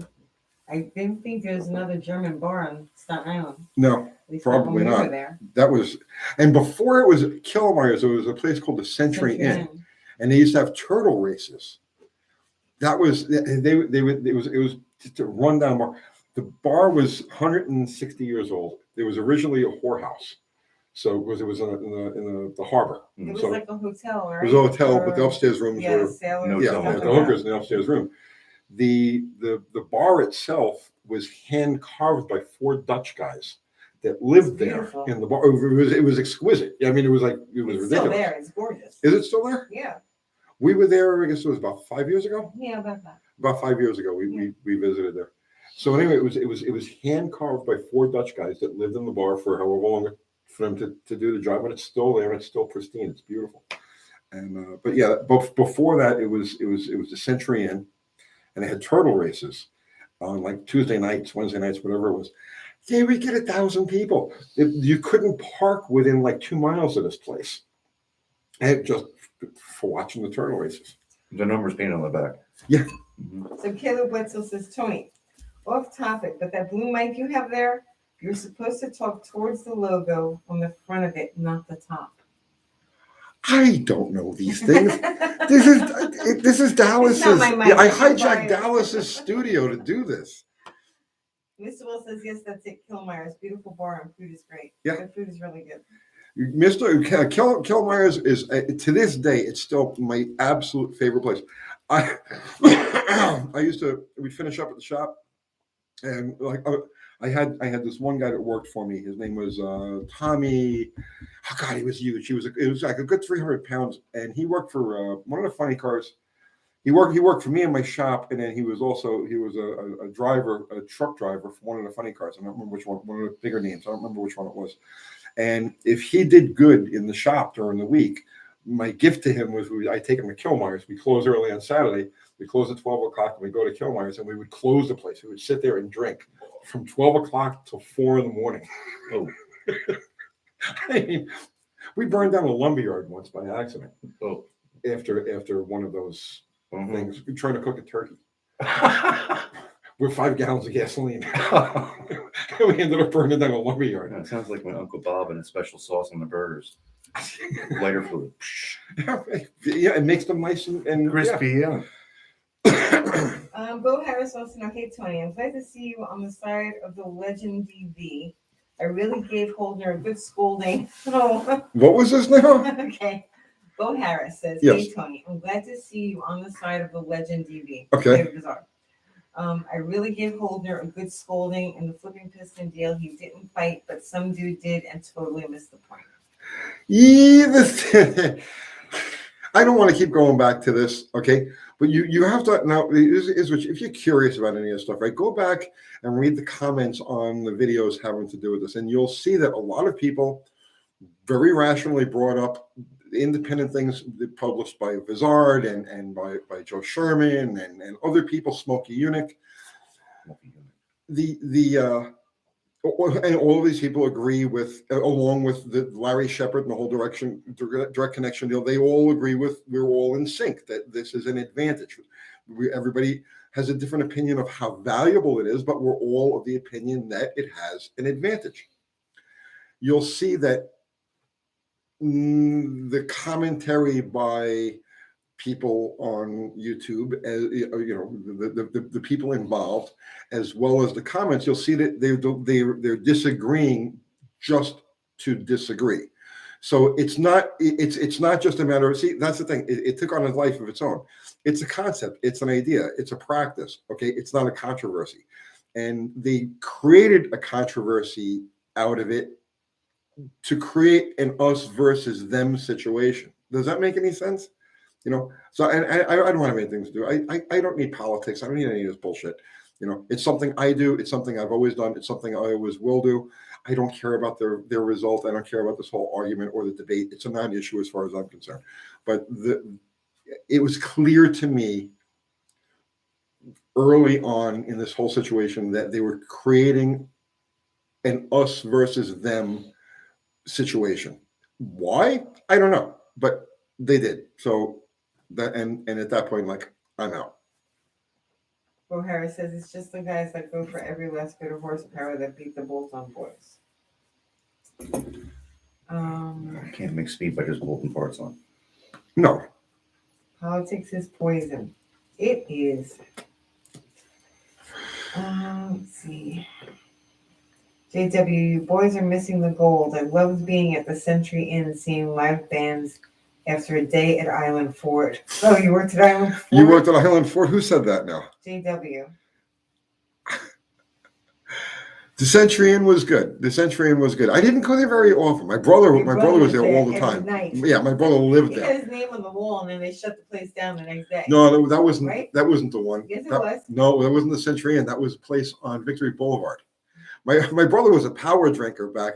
I was a power drinker too, but he was really a power drinker, right? And he, my brother, there was this bar on Victory Boulevard, and they had like 160 something beers on tap. Okay. If James is here, he'll say it. Yeah, if my brother's here, yeah. he'll talk about it. He'll know the exact thing. I may not have the total. I may not be exactly factual, but I'm close. So they had 160 something beers on tap. And him and his friend Mike sat down on a Friday morning, right, and drank one of every one of the beers that they had, right, and they were there until like Sunday, So, but they did it, and they had a plaque on the wall. They had all of the shit, and then like 2 weeks later they closed the bar. Oh, wait, no, that's like when me and Crazy Pete had the record for the ribs. Oh yeah, they closed down. Yeah. I had this friend Crazy Pete when I moved to Tennessee. He came down with me, right? And then he shot himself with a nail gun. He killed himself with a freaking nail gun, right? But anyway, why did I say that? Why did I even bring that up? Why did you bring that up? I don't know, because that's how my brain. So sorry. There was a place here that had an all-you-can-eat ribs thing, right? So they had a you don't ever challenge me to a power eating contest, because I will win. I will dominate, right? So we sat down and we're like, okay, we want to take the rib challenge. So I said, okay, fine. So we sat there for 5-6 hours. They brought out like the first couple of rounds are really good. They're like delicious, perfect ribs. But as you keep going further and further, they're bringing out like yak ribs and like dog ribs, and they're like just dumping it, just where it's inedible. But we're like, you know what? No, fuck this. We're winning this, right? So we sat it out, and we actually broke the record. We got a plaque on the wall. 2 weeks later, the place was closed. Yeah, I did all of those eating challenges back in the day, like chicken nuggets and garbage pies in less than 15 minutes. There was the steak place that closed after I got my picture on that. I had one that I almost died. Do you see a pattern forming here? Yeah. I had. She's my witness on this one, right? Oh my God! Never do that again. Never do that again. So, they have the all-you-can-eat steak, challenges, right? It's usually a 5-pound, whatever, like Texas. Whatever it is, right? Yeah, the Texas. I laugh those things off. Those are nothing. Okay. It's a lot of steak. I'm telling you, You can eat a lot of meat. I'm a power eater. But so anyway, there's this one here, right, in Murfreesboro, and so it was the challenge was you had 1 hour to eat the steak, and then they gave you a piece of Texas toast, giant piece of Texas toast, a salad, and a baked potato. Yeah. Okay.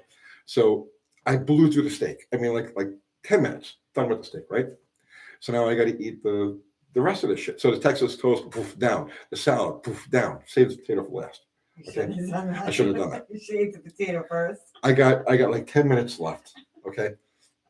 And I got room for this thing, if it's a potato. Cooked. But it wasn't a potato. No, it wasn't cooked. It was raw. It was a raw potato. No right? way. It was half cooked. Yeah. Right. It was wrapped in aluminum foil, and it was half cooked. So okay, there's just no way I'm gonna lose this thing, right? I'm gonna eat this fucker. So I start choking this thing down, and I'm chewing it, and it's just not wanting to go The down. meal was like $75 if you take It was like $75 for you to finish it, right? So I'm choking through this potato. I'm going. There's no way this is gonna. Sweating. I got sweat pouring off me.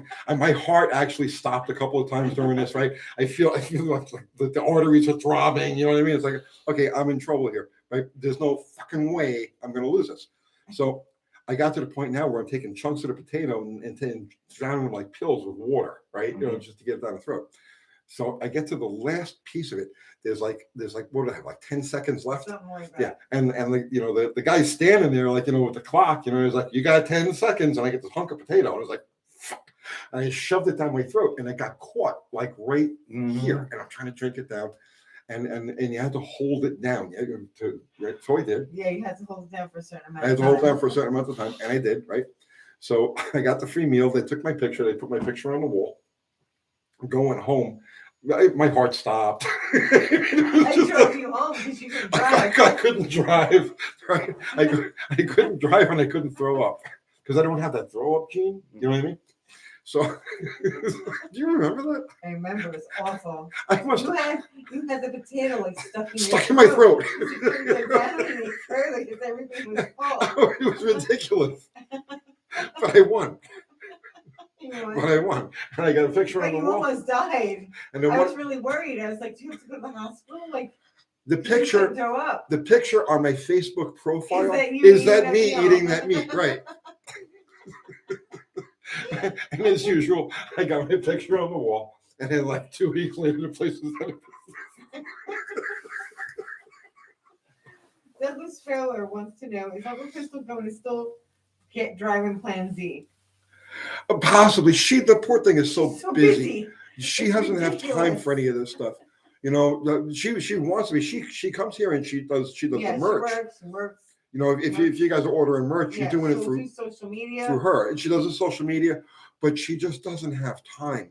She's got a Like, we 2-year-old and a have 6-year-old. time to and get they done just- what we have to. Yeah, and I feel Crazy. for her. If there's any way I could help her, I would. But the plans just didn't work out the way we were hoping they would work out. But in the future, you're going to see a lot of her. She's not going anywhere.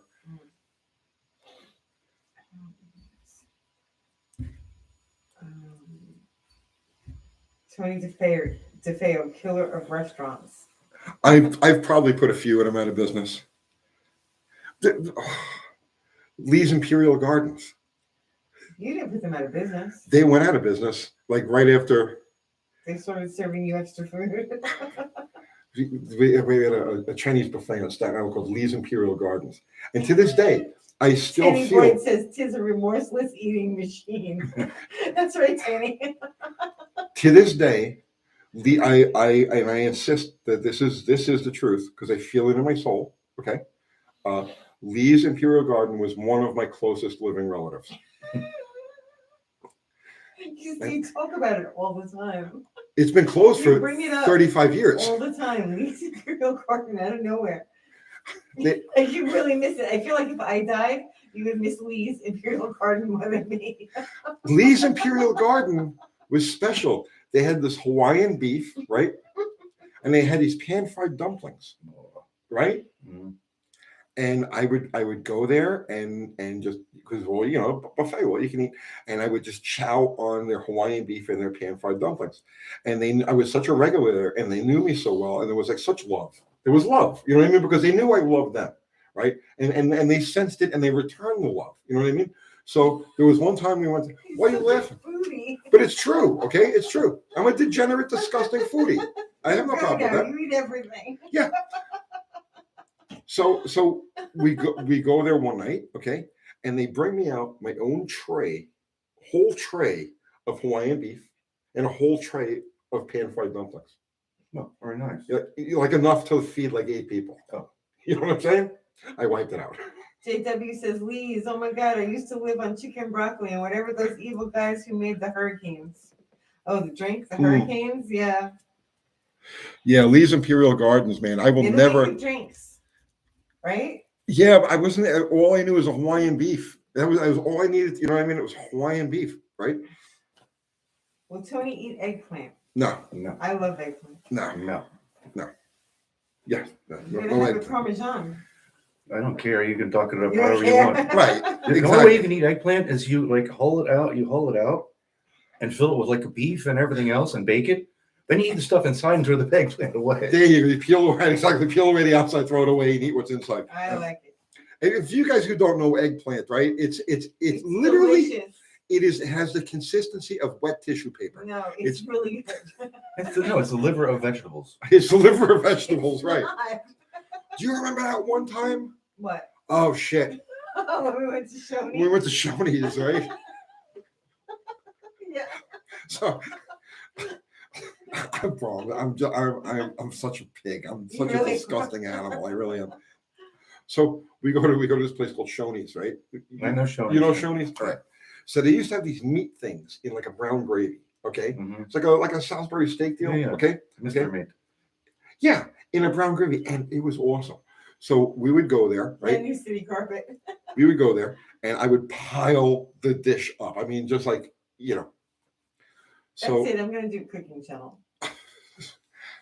So I stick my face in the door because we would always see if they had them before we actually got a table. I stick my face in the door and I see those things, right? And I'm like, okay, we're in, right? So we grab a table. I go up to the thing, I get a dish. I take like half of what's in the tray and put it on. I've got it piled over like this. I'm like, I'm gonna feast. Okay. It was liver. Oh. It was fucking liver. Oh. Okay. I took one bite, I almost threw up. Right. But no, what do you do? What do you do with this, right? You just came into this place and just took all of their stuff. All of their liver. All of their liver. So She tried to make me eat it. I tried to get you to eat it. She had like a piece, but I still had this whole pile of. What do I do with this shit, right? So strategically, one by one, I would take one. I would wrap it in a napkin, right, and shove it in a pocket. So now I have all my pockets filled with the liver And gravy. and gravy. I ended up bringing it to Trixie. Yeah. My dog Trixie. She passed away a couple of years ago. But yeah, she loved that. Jonathan Couchy sent $10.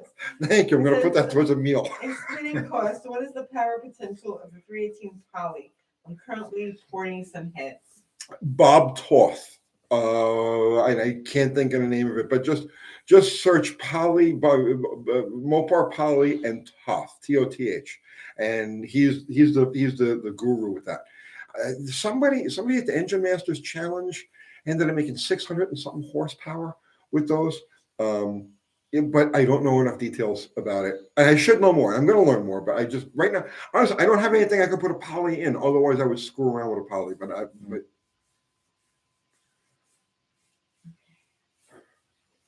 Uncle Tony's house been through a bit. See? yeah, You know what? This is the multifunction Uncle Tony copy. we'll get you another one of those. Nay. Yeah. Nay. That is experience here. I mean, this is. I see. It's This got. is like I added this feature. What is that? That's a Red Cross Oh, okay, all right. because my wife was sick last week. Oh, is So, she? Oh, nice. So I had to do nurse's duty. Is she all right? Yeah, she's fine.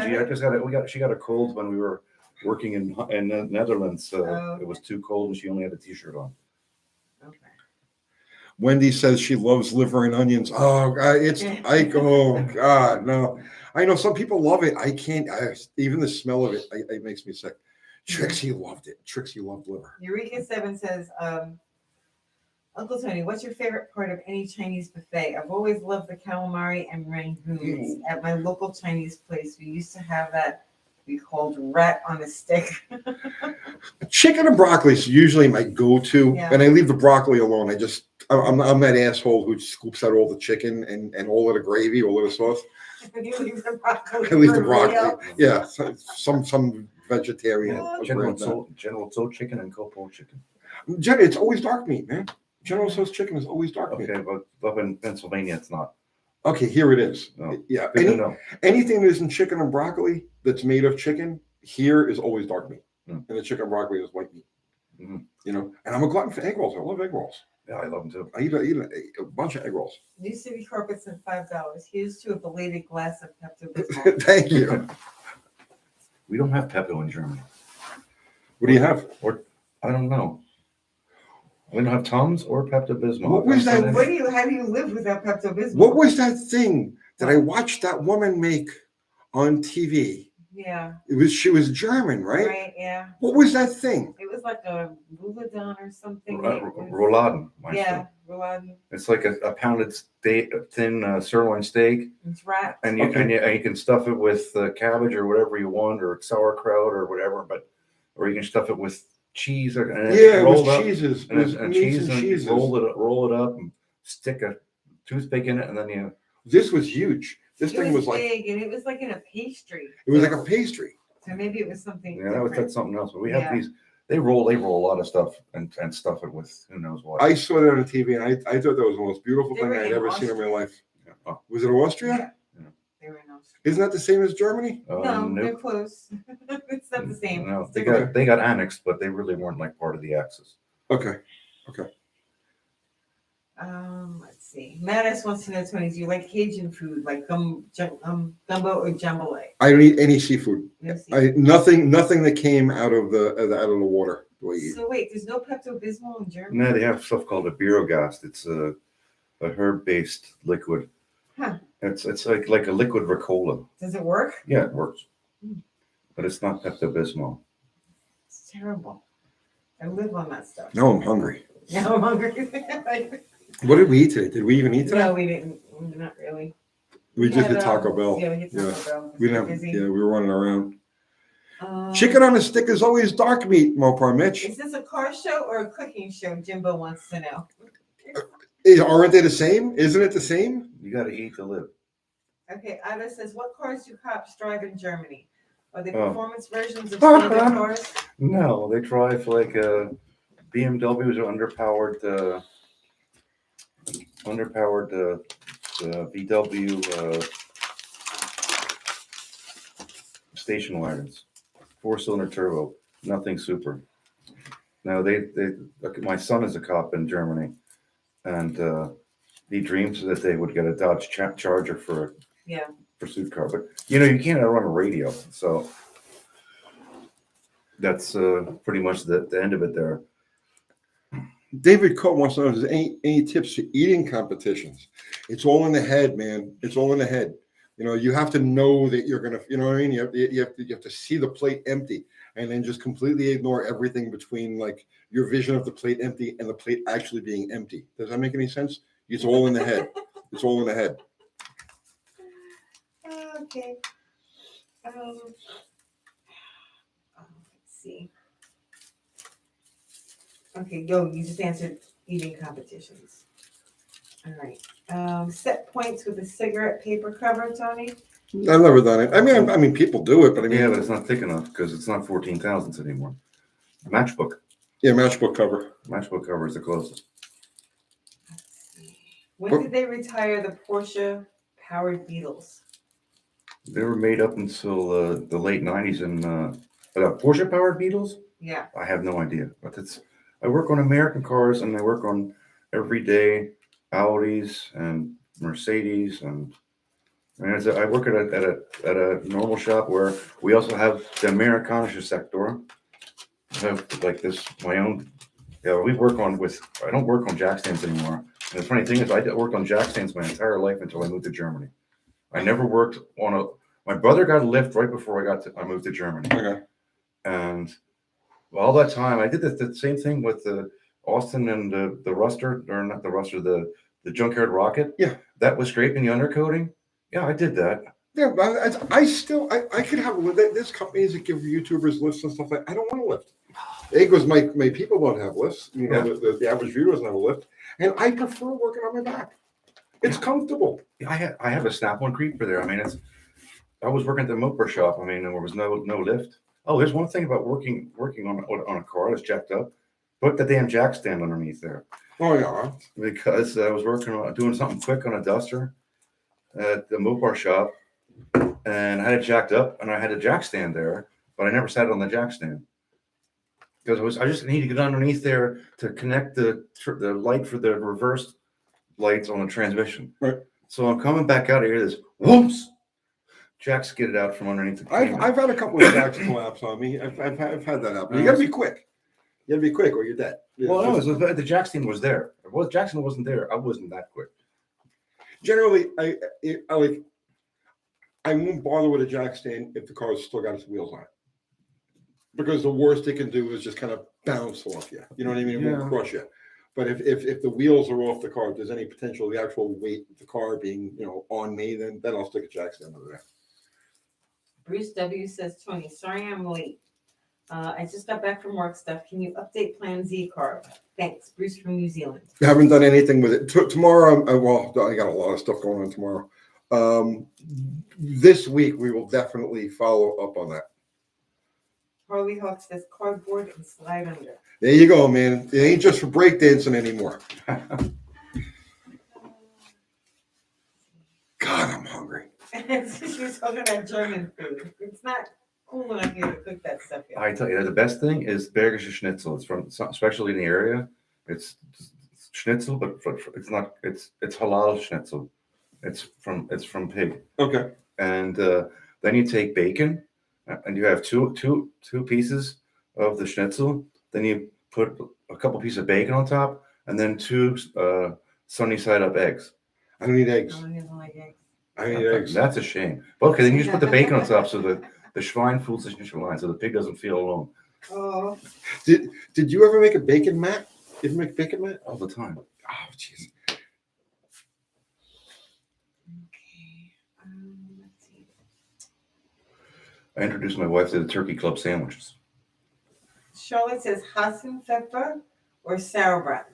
Hassenpfeffer is the chicken on four legs, a rabbit, and sauerkraut is sauerkraut. I've never had rabbit. Neither have I. It just doesn't appeal to me to eat this thing that most people have as pets. It's not that bad yet. Why no eggs, Tony? I like to give it a chance to be a chicken. Mm. I find it more satisfying when it's a chicken. I mean, I eat eggs as an ingredient. That goes without question. Most of my favorite foods have eggs as an ingredient, but eggs by themselves, I have no taste for them. I don't like the texture. I don't like the taste. I don't like the smell, like anything about it. To me, eggs are like seafood. It's like the same thing. Now, seafood is a little different because I'm more worried about the environment that they're raised in nowadays. Seafood will fucking kill you. She's a glutton for this. I mean, I keep trying to remind her we live in Tennessee. You know what I mean? So we don't have any saltwater fish. We live, yeah. So like here, you eat catfish is safe. You know what I mean? Because it's not kosher. It's not kosher. It doesn't have scales. Well, yeah, but she's not Jewish.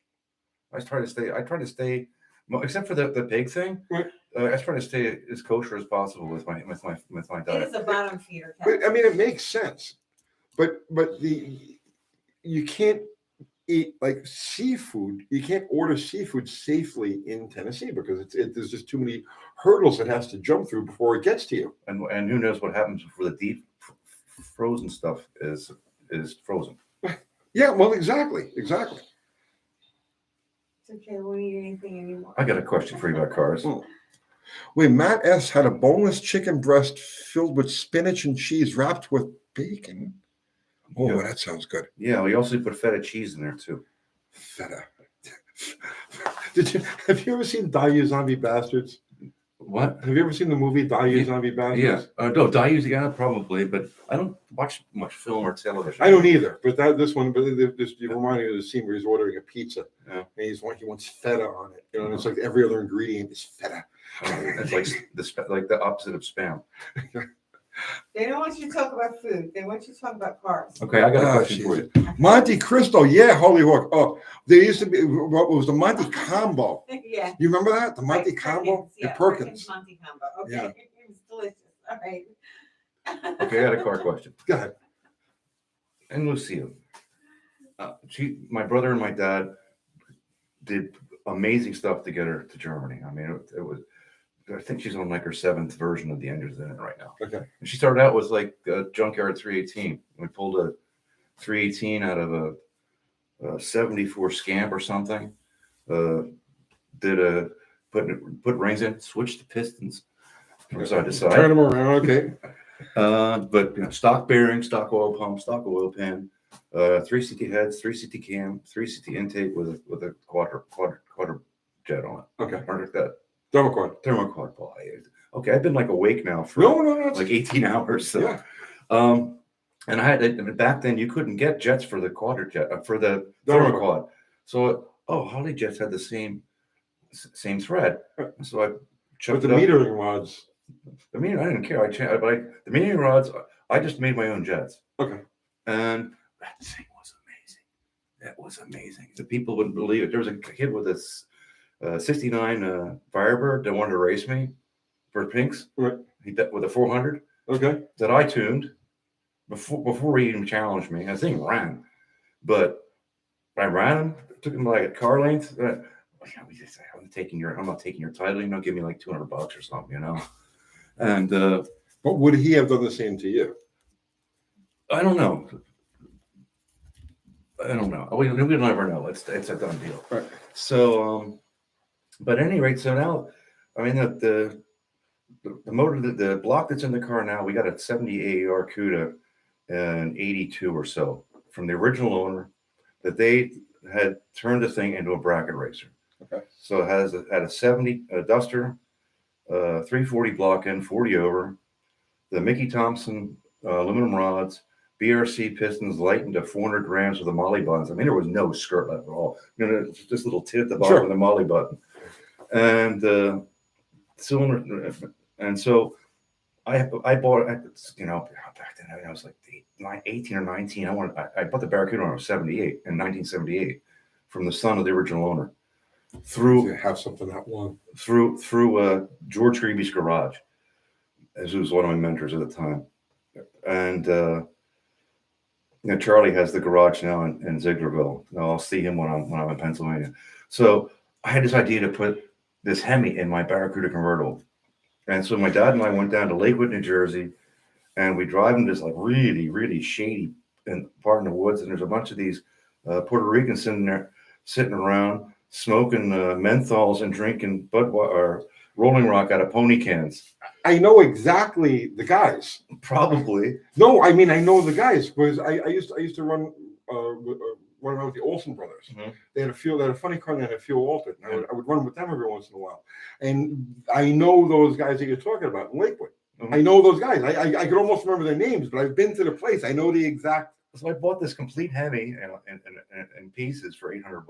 Oh, wow, you got a better deal than we ever did.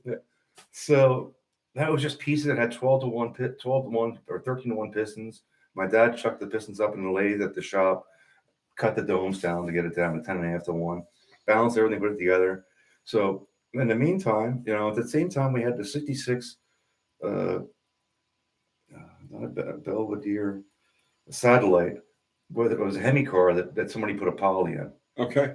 And the original camera was there. They welded up a bunch of really shaky bird shit welds. They welded up the motor mounts for it to fit.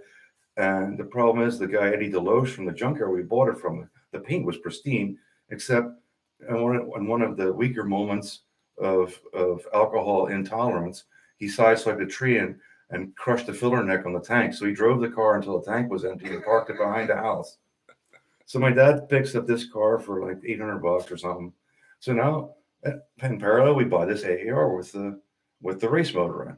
Okay. I said, well, I'll make a deal. I'll trade you my Hemi for the race motor. So the 318 came out, and I put the race motor in. It has the really thin Schleifer steel flywheel in it.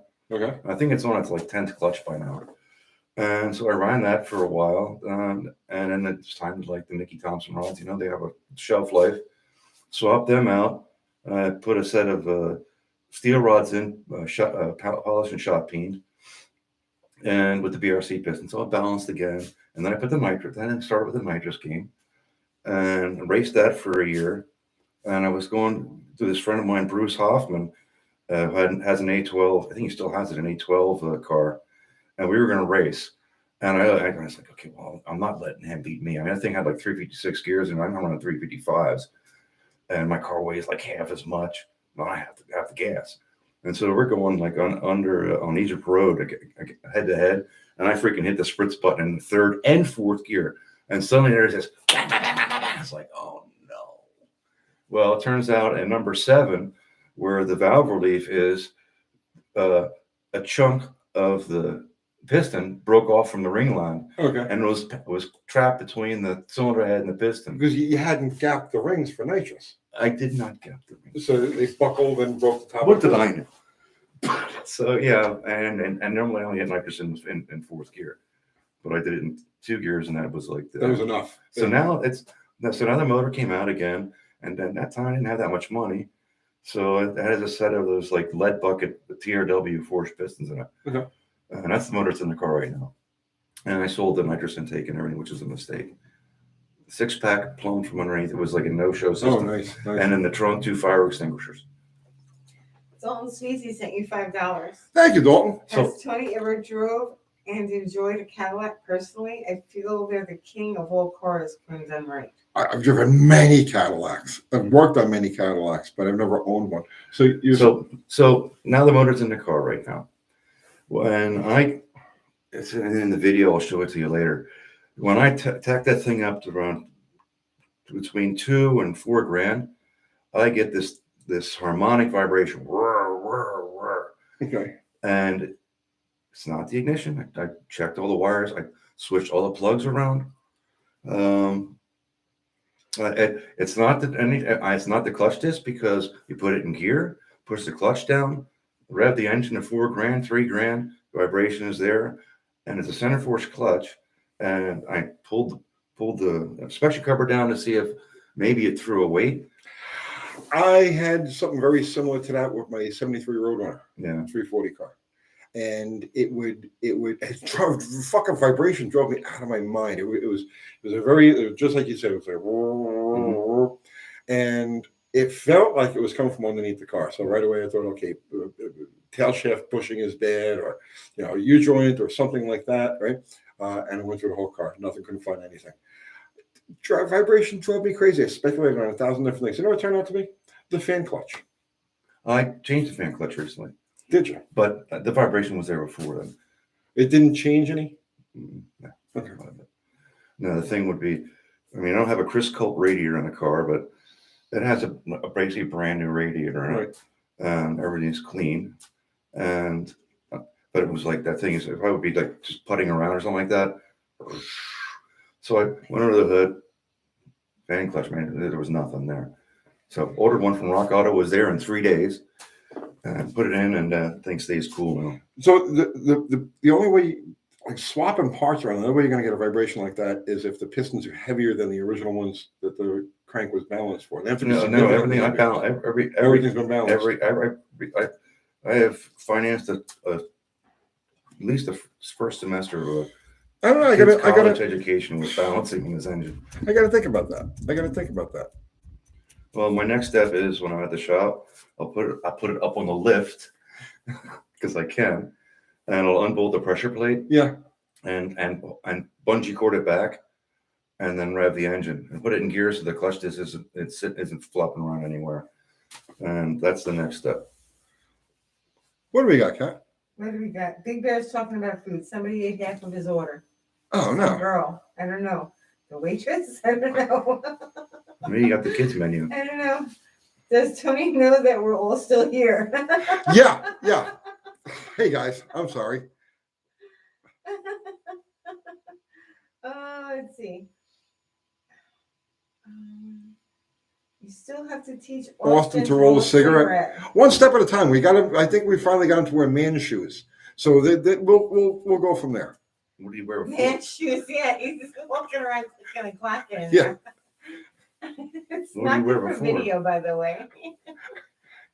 Non-man shoes. No, when I take video, he's wearing like loafers or something, Yeah. but they've got like a hard heel. Oh. So when he walks, he's clacking. He's doing Fred Astaire. Yeah, he's Yeah, doing he's fine. doing Exactly. Fred Yeah. So on video, it's kind of annoying because when you hear people walking on video, it's weird. So he's got to get shoes that don't clack. Let's see. I'm hungry. Time for a late snack. I think we're all hungry now. Yeah. Yeah. The power in me, power You've eater been in out me for is 2 like hours. almost. I bought 8 t-shirts. Yeah. And with a pocket, because a t-shirt without a pocket is basically a future rag. See, I don't have any. We're too cheap to. Oh, you bought t-shirts? Awesome. Oh, nice. Yeah, now I work back at my second home. The boss is the brother of a brother of another mother. Okay. You're leaving the American sector. Oh, nice. That's awesome. Very cool. That's beautiful. Yeah, we have a lot of fun there. Thank you. That's awesome. And I bought one for both. Nice. Thank you. See you good. Leaving the American sector. Cool. That's the awesome. Kreibel Coon tune. Yep. Yeah. We called Nice. it, yeah, that's ZZ Top. Let's see. Any phone numbers for tonight? No. Phone. John Wilburn says, I've been reading the It's another comments. story. I'm not hungry at all. Can I get a Monte Cristo with prosciutto? What is a Monte Cristo? Oh, bro. It's It's ham. wait. Okay. It's like a raisin or something? It's on French toast. Yeah, it's Okay. on French Okay. toast, It's layers. 3 slices of French toast. Yeah. Okay. So you French toast. Then you have a layer of turkey. Uh-huh. Okay. Then another piece of French toast and a layer of ham. Zero says he's eating. Then a layer of cheese, Swiss cheese. Swiss cheese. Yeah. And then another piece of It's good. French toast with like powdered sugar on top of it. That's like a breakfast and dinner in one. Yeah. Oh yeah, like that's crazy. Very good. The only thing is I can't eat it as intended. I don't enjoy it as intended. Knife and fork then. No. I eat the ham part of it first. Uh-huh. Okay. I eat all of the ham out of it. Mhm. Right. And then I leave the 3 slices of French toast and the cheese with the turkey. Jason then Suarez that's- is eating cheesecake now. Yeah. We're gonna get fat. I don't like cheesecake. I like cheese. I I like like cake. When I quit smoking, I quit smoking like 3.5 months ago Yeah. now. I would go, you weren't home, but I would go to Publix and they would have these cheesecakes, like you could get 2 little slices for Right. like $3. And I would get them like every day. And I gained like 15 pounds eating cheesecake. I love to cook. I just Mm. like to cook for other folks. I enjoyed. See, we had a restaurant for a while, and I loved it. I enjoyed cooking there. Right? And she hated it. She has these black memories. You know what I mean? Like she's just like totally, But I enjoyed it. I loved Because cooking. you did it at your leisure. You didn't do it I do everything at my leisure. right, exactly. You did it at your leisure. I did it constantly. But I did enjoy it. I did enjoy it. Yes, I gained 15 pounds. I ballooned up to a size 2. Yes, John Wilburn. No, trust me, I gained weight. I gotta lose it. It's gotta go. Let's see. Boar's Head at Publix. Yeah, they're good. We always ate Boar's Head. Yeah. We have to do Uncle Tony's Kitchen. I might do cooking. I might. I I want to do think I cooking. could do a cooking channel. Let me do my own cooking channel. Why can't I do a that you're cooking not channel? involved in? Because I cook. I thought I was the. You have your own channel, Uncle Tony's Garage. All right. You Fine. can. What's- I'll let you make appearances on my channel the same way I make appearances on your channel. Oh, gee, thank you. You're welcome. What's up with that Hemi GTX you guys are working on? It's just sitting there. Did you get the engine from Barton's or? Yeah, Ray's doing a short block up there. Okay. Where you were up in Pennsylvania? I dropped the block off. Yeah, you should have stopped down and saw, I For saw a the, while. the Hemi Ranch, my brother's place. Bro, it was He's got three RO3, three 4-speed RO3, RO23 cars. All right. And when he's doing the OE restoration on it, I lived with an RO23 car for, I don't know, like 5 years, 6 Yeah. years. My friend Dave Leclerc had one. Yeah. And I'd help him with that thing. automatic or 4-speed? Automatic. We sent you $5 Canadian. Well, thank you. Cristo is a cigar. It says. It could be. But it's also a sandwich. It's also a sandwich. And depending on where you buy it, whoever makes, some people call it a Monte Cristo, some people call it a Monte Combo. Ultra Kathy's cooking channel. Yeah, cooking channel. Sure. I could cook. Can I have my own channel? I do have to be involved in everything. Why do I only have to do cars? Why have I been pigeonholed into this You're not pigeonholed. car thing? There's so many other things that Okay, we'll do a food thing, and I'll let you join in. Okay. Okay. A host says, I'm informed that I have not yet had a proper po' boy. I don't know. I don't know what that is. I haven't had one either, Olive. Tony's can be called cooking with Mopars. You should do everything you can cook on a motor. Oh, Sorry, Ray is doing. I haven't talked to him in probably 25 years. I should have dropped in on him, but I was like on a hit and run. oh, my brother and I are going to drive up there in the next 2 weeks. Oh yeah. Mhm. Well, actually, in the next 2 weeks, that the short block should be done. He had a problem with his balancer. His balancer machine. Otherwise, we would have had it back by now. But the last week of September, so I guess 2 weeks from now. Yeah. It'll be down here, and we should have worked together running within 2 weeks of that. It just depends on Andy's schedule, because he's stationed at Fort Knox. Oh. But he has a place up in Pennsylvania, he has a place in New York. He bounces all over the place. What's up, Lazy Whole Ranch? They are going to watch my cooking channel. They're gonna watch your cooking channel. Uh-huh. They would watch mine more. They're sending me some seeds Who is? from Colorado. Lazy Whole Ranch. So you're gonna grow more stuff, Well, yeah. but we got winter coming now. I know, but they're for next year. But you don't take care of the stuff that I you got know, growing but it out there grows now. like crazy. It's for the girls. Make a greenhouse. Yeah. There's no time. This No time. this Really, there's no YouTube thing time. literally takes up, like, if you're awake, okay, Yeah. you're something YouTube related. It's like this is actually as bad as fuel racing, where if you're awake, you're doing something involved with the car or whatever it is. Well, YouTube is the same way. If your eyes are open, you're in some capacity working around a YouTube situation. So there's no time for anything. So when you're going to do a cooking channel too. Well, if I'm actually making something, it would be easy for me to just slide the camera over and video it, and then just put all the clips Well, exactly. together. See, it's YouTube related. Does that Right. make any sense? So it's like it doesn't necessarily have to be cars.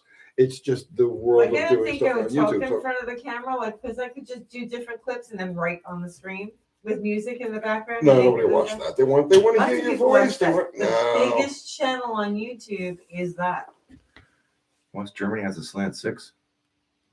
What's that? Lazy Whole Ranch put their house up. Got their house up. Congratulations.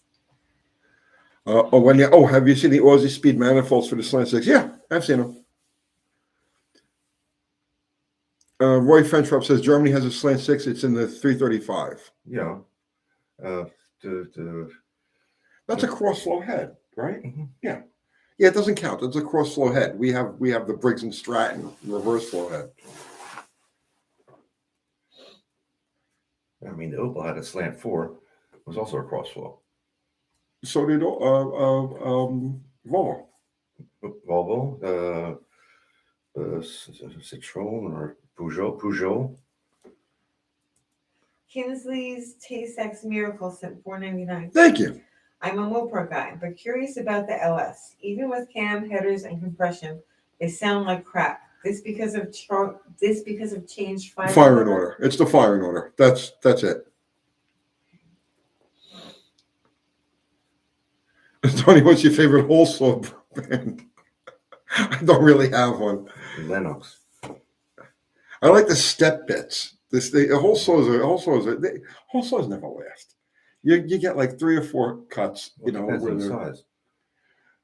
any of them really, ones that are from metal. You get a typical whole saw size, 1.5 inches, 2 inches like that. You'll get on sheet metal. I find that no matter which brand you buy, you'll get like 3, 4, 5 cuts where it's like, oh, this is so nice, and then after that, it's struggling. Tony, I have a JW says your favorite mid-90s Mustang? I don't really have one. Don't have one. No. Mustang. No, thank you. Well, I mean, I supported my family with a Mustang for a little while, so I have some, allegiance to them, but that's about it. The 5.0 you bought without a radio. Yeah. Did you strip that at all, or? That car was trick, man. That car was trick. I ended up. I was running 1343s and 101 with that car on street tires. Right. But it had all original parts. Like in other words, like if you eyeballed the car, it looked like exactly how it came from the dealer, right? But during the whole time that I had the car, I was doing little things. I was shortening bolts and you know what I mean? Just like so, I was always making little improvements on the car. Like for instance, there's a picture of that car in Cars Illustrated on the gator backs with the left front wheel off the ground. And like I had done stuff like I took the molding from around the back window out and I melted lead fishing weights into that. I added like 5 pounds to where I needed it. Right. So it was like little stuff like that was all through the car. And that's why I ran the way it did. Put the battery in the trunk? No, well, because again, see, the illusion of the car it is exactly the way it came from. No show, all go. Right. Well, I mean, not even that. It's just because you see what happened was I was racing against modified cars, right? So you had Steve Collison's Mean Mr. Mustang, right, which was a factory car, and he had everything SVO, which was the Ford, Special vehicle operation. Right. Every trick SVO had, including their brain trust, was invested in that car. Okay, and he was running like 1360s. 1350s. He tipped into the high 1350s on average. Neil Van Opry, who worked with me at the magazines, he also had every trick in the book. He paid for the stuff. He didn't get it free like Steve Collison did, but he had the headers. Whatever trick of the week would come out, he had on his car. And my thing was, I'm going to beat you with a stock car. I don't care what you do to this thing. I don't care who you've got. You got Ford engineers. I don't give a fuck. Jason Fitch is saying, did you buy the Mustang because it was less hassle than getting a press car? But you bought the Mustang. I bought that Mustang. No, Steve Collison's car was given to him for $1. Sold to him from $1 from Ford. Neil Van Opry bought his car. He actually paid for his, and I actually paid for mine. It was like 10,000 or something. Yeah, it was like $10,080, whatever it was. Yeah, I remember the article, but it's like that's a while ago. So the thing, with Susie stuck on my mind. The thing with that car now is that we had this rival. We had these 3 magazine cars, and you had a factory backed car with Superstock magazine. I had Neil, who we worked together in the same office, and he's forever, I'm going to try this intake and this cam and this blah blah blah. And I was like, I will beat you motherfuckers with a dead stock car. So kids are watching. Oh yeah, I'm sorry for any kids that are watching, or you've got watching your kids. I'm sorry, guys. I get conversational. So with that, I did every trick, you name it. I can't even remember the stuff that I did with that car. And no matter how fast they would break a barrier, they get into the 1350s, and I would be ahead of them. They go 1358, I go 1353. You know what I mean? And the whole point was that when you looked at my car, it had every stock thing that it came from the factory with. But in the meantime, this was actually blocked off. This was filled with epoxy. This was rewired. Wants to know, did you have your stock cam reground? No, never. I never touched the cam on that thing. Never touched the cam. It was all external stuff. Mike Smith is saying his kid went to bed early. Okay, good, Mike. Okay.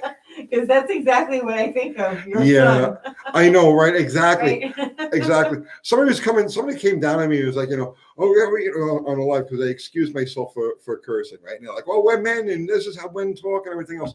Yeah, but we have kids that are hanging out there watching this stuff with their parents. Our You know what I mean? granddaughters watch this. My granddaughters watch Yeah. this. I got a 6-year-old that sits here and And you forget. watches this stuff. So out of respect for those viewers, you know what I mean? That's why I now I'm more conscious and try to keep language. You know, every once in a while it'll slip. I'm human, right?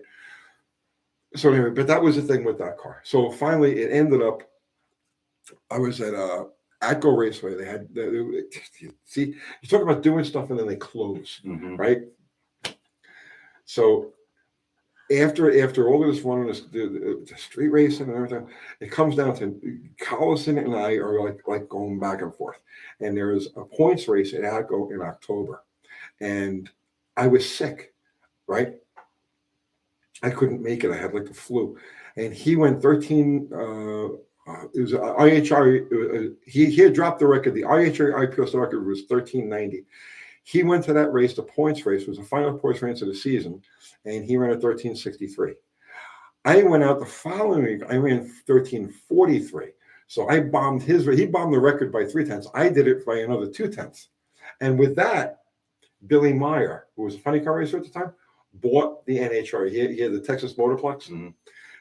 I had more money to know what to do with. So he buys the sanctioning body and eliminates all of the classes. Turned it into a bracket race only thing.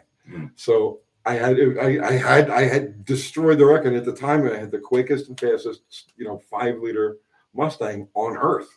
There were race cars that were going faster, but as far as stock showroom cars. I was going faster on Gatorbacks than Steve Collison was going on slicks. What do you think that is? Science. I applied every bit of science I could think of to that car, and Steve was a brilliant guy. He was a good racer, a great racer, but I think I worked harder than he did. You know what I'm saying? I kept the 308 gears in my car. So here's how I did this, right? So Steve treated it like a typical race car, and he would take it out for test and tunes and so on and so forth.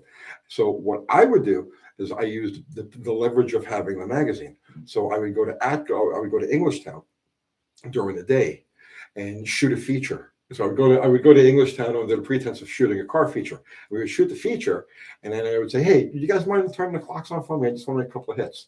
So I would sit there for hours and just launch the car. Okay, and I'd run it out to the tree and then stop and back up. Run it out to the tree, stop and back up. So by the time I had gotten,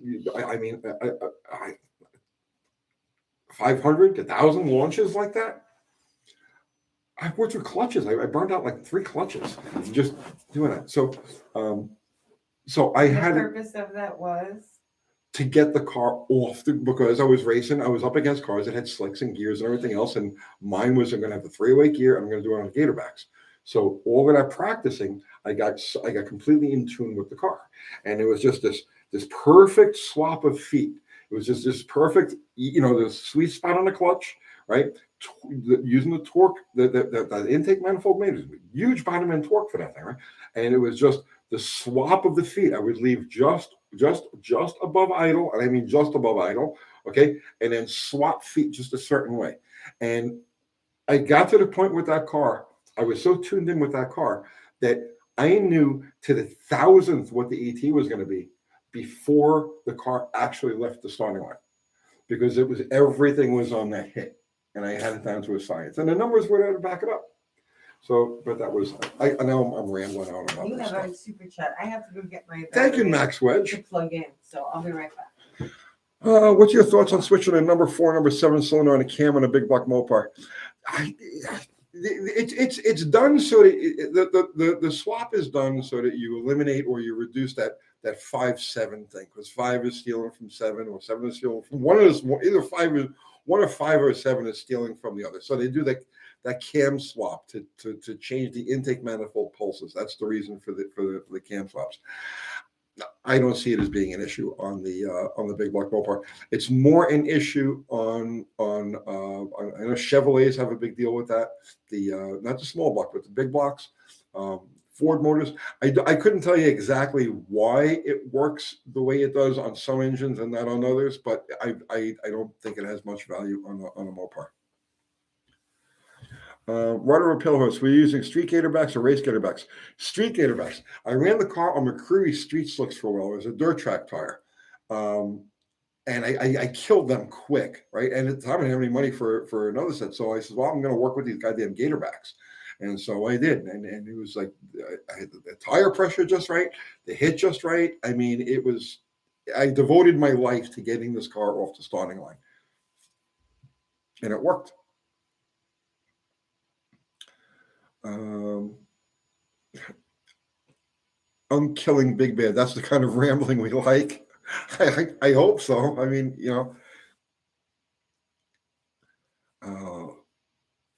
let's see.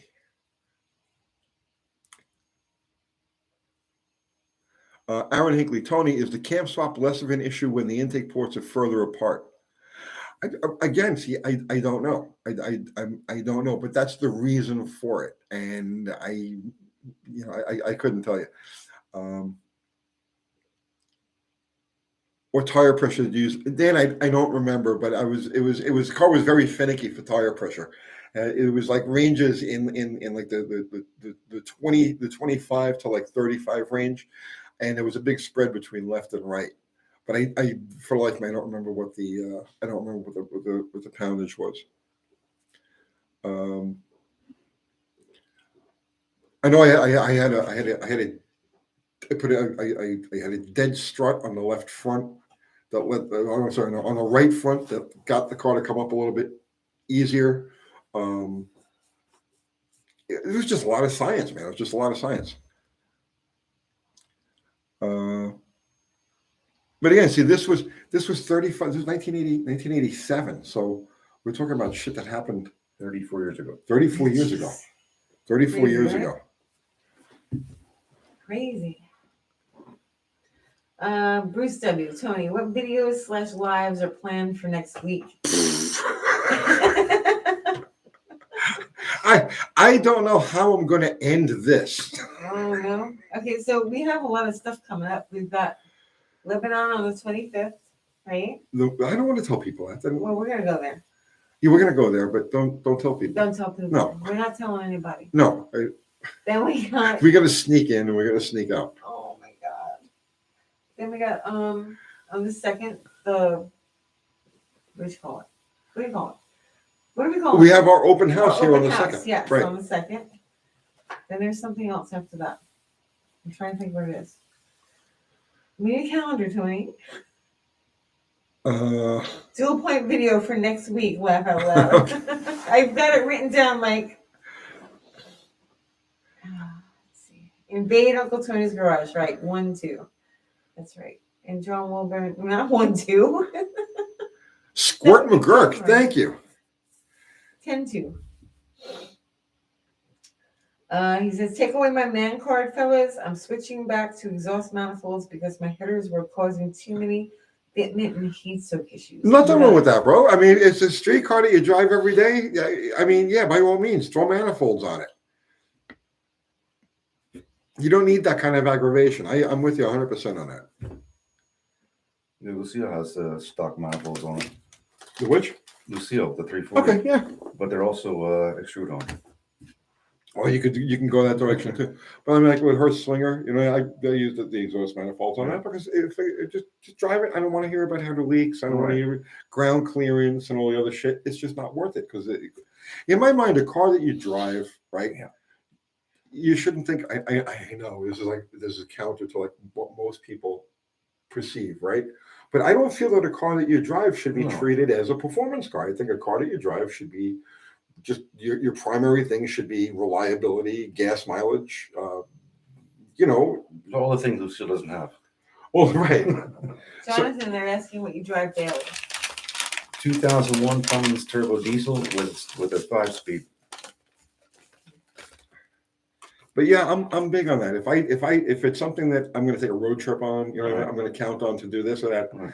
Performance is the absolute last thing I'm thinking about. Yeah, me too. I mean, that's why my daily is a 2001 2500. That was my company truck when I had a carpentry company. Hmm.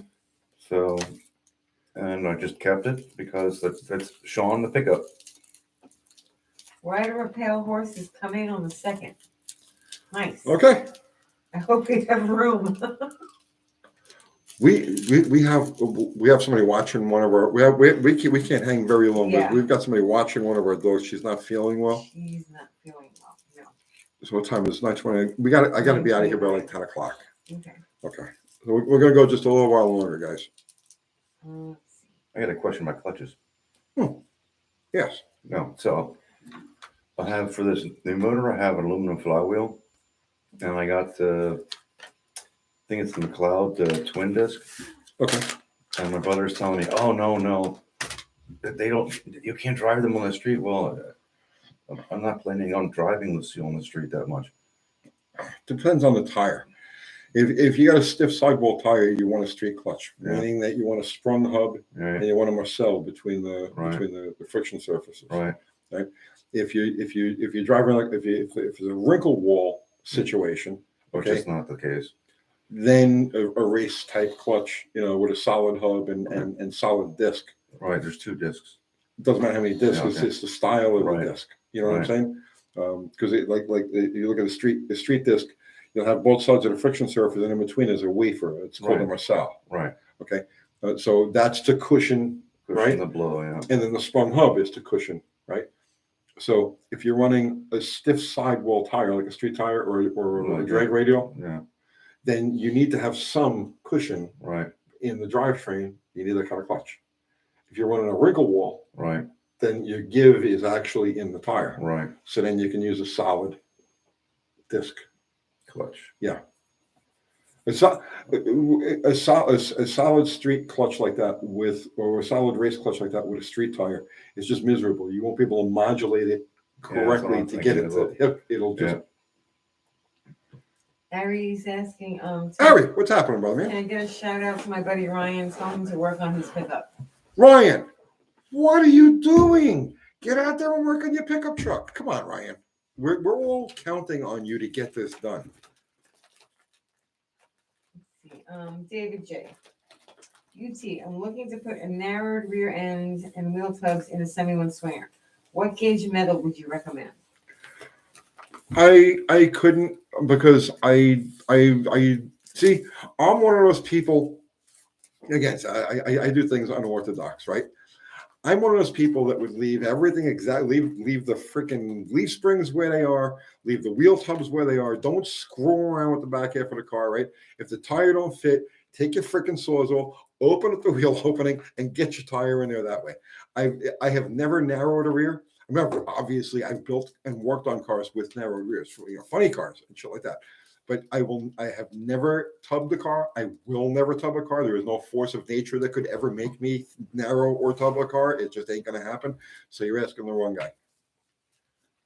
Brian Power says, any input on rumors and whisperings of slotted and vented brake drums?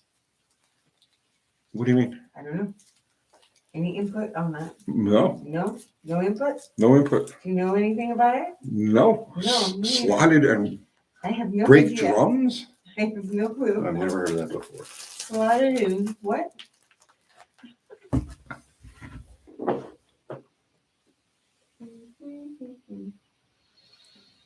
Let's see. Let's see. They're talking to one another. Okay. They don't like us anymore. Oh, they do. They're They done do. with us. Remember your first wheelie? What kind of bicycle? Oh, it was oh God, it was one of them Stingray style bikes, but I don't remember what the name of it was. It had like a 3-speed shifter. Yeah, I had one of those too. You had one of those too. Yeah, we all did, Yeah. right? Who made that? Schwinn. They're big now. They're this guy Mike Hazuka collects these things. They have like Barracuda versions. Huge money, Yeah, right? But yeah, mine had a white slick, white rubber slick. What color was it? The bike was gold. Gold? mine was like a burnt orange. Gold metal. Mine was gold metal flake. I had a white slick on it. I had that 3-speed shifter, and that's the first thing I learned how to wheelie on. And it was also when I realized I have no sense of balance or coordination. Oh. Because it takes those things to actually successfully ride a wheelie, which is something I was never able to do. Yeah, and take a paper towel tube and tape it to the back thing and put a card with a clothespin on there. I could always hike the front end, but I could never keep it up there. And there were kids that could ride for miles on the back wheel and shit like that, and I was never able to go more than just because I have an inner ear thing. I have constant vertigo, right? So, and sometimes it gets really bad. So you'll see me like I'll watch myself on videos and I'll go to like walk from one thing to He another, looks like you're drunk. and I look like I'm drunk, or I look like somebody shoved a pole up my ass. But it's actually because I stood up too quickly and the whole room is going like this, and I'm looking for something to latch onto. Old Chef Garage says, I swapped out a new carb and adjusted the TV cable, Okay. but I feel the extra power from the new carb is making the tranny shift early. Should the old and new carb shift at the same speed? Yes. Yeah. No. The shift is a product of throttle position, not of carburetor size. Okay. GM says, I have a mini starter in my 383 CUDA. I'm ditching it for a Laughing Dolphin original starter. Are the early pre-73 or later versions better in your opinion? Say that one more time now. Okay. I have a mini starter in my 383 CUDA. Okay. I am ditching it for a, quote, Laughing Dolphin, end quote. An old style one. Yeah. Okay. Original starter. Are the early pre-73 or later versions better in your opinion? They're all the same, but be mindful of the length of the body. And I couldn't give you the exact measurements, right? But they, like all at a glance, all of those gear reduction Chrysler starters, the early ones, at a glance they all look the same. But the body, the black part of it, is different lengths. They're all the same diameter, but the lengths are different. And if you've got any sort of like and really any V8, but anything with any sort of mass to it or something you run hot, make sure you get the longest case that you can. That would be the high torque starter. Okay, Dakota. Tony. Yeah. Have you ever heard to soak your header gaskets in Yes. water the night before, the cheap ones you get with the headers? Yes. Yeah. I've heard. I've heard that. I don't think I've ever. Have you ever done that? No. Only Model A head gaskets. Model A head gaskets? My father does Model A's. That's an asbestos gasket. Yeah. Mm-hmm. Yeah. Oh, how do you like that, right? Those were the days, right? See, you're the same age as I am, right? You see all of this asbestos fear, right? People panic, right? My whole school had asbestos ceilings. Fuck you! Forget the school with asbestos ceilings. We used to do brake jobs, clutch jobs, and with a air thing to clean everything. Yeah, right. Yeah, I used to come home for. I mean, like you could scrape it off and make an asbestos sandwich. It lived covered in asbestos. Now I'm 60. I'm smoking for 50 years. I'm fine. 59. Let's see.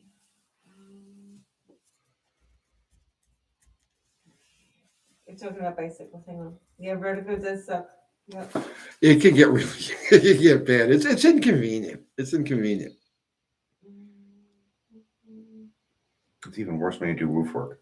Oof, yeah, I you can't climb. I can't climb. Yeah. I did. Oh, jeez.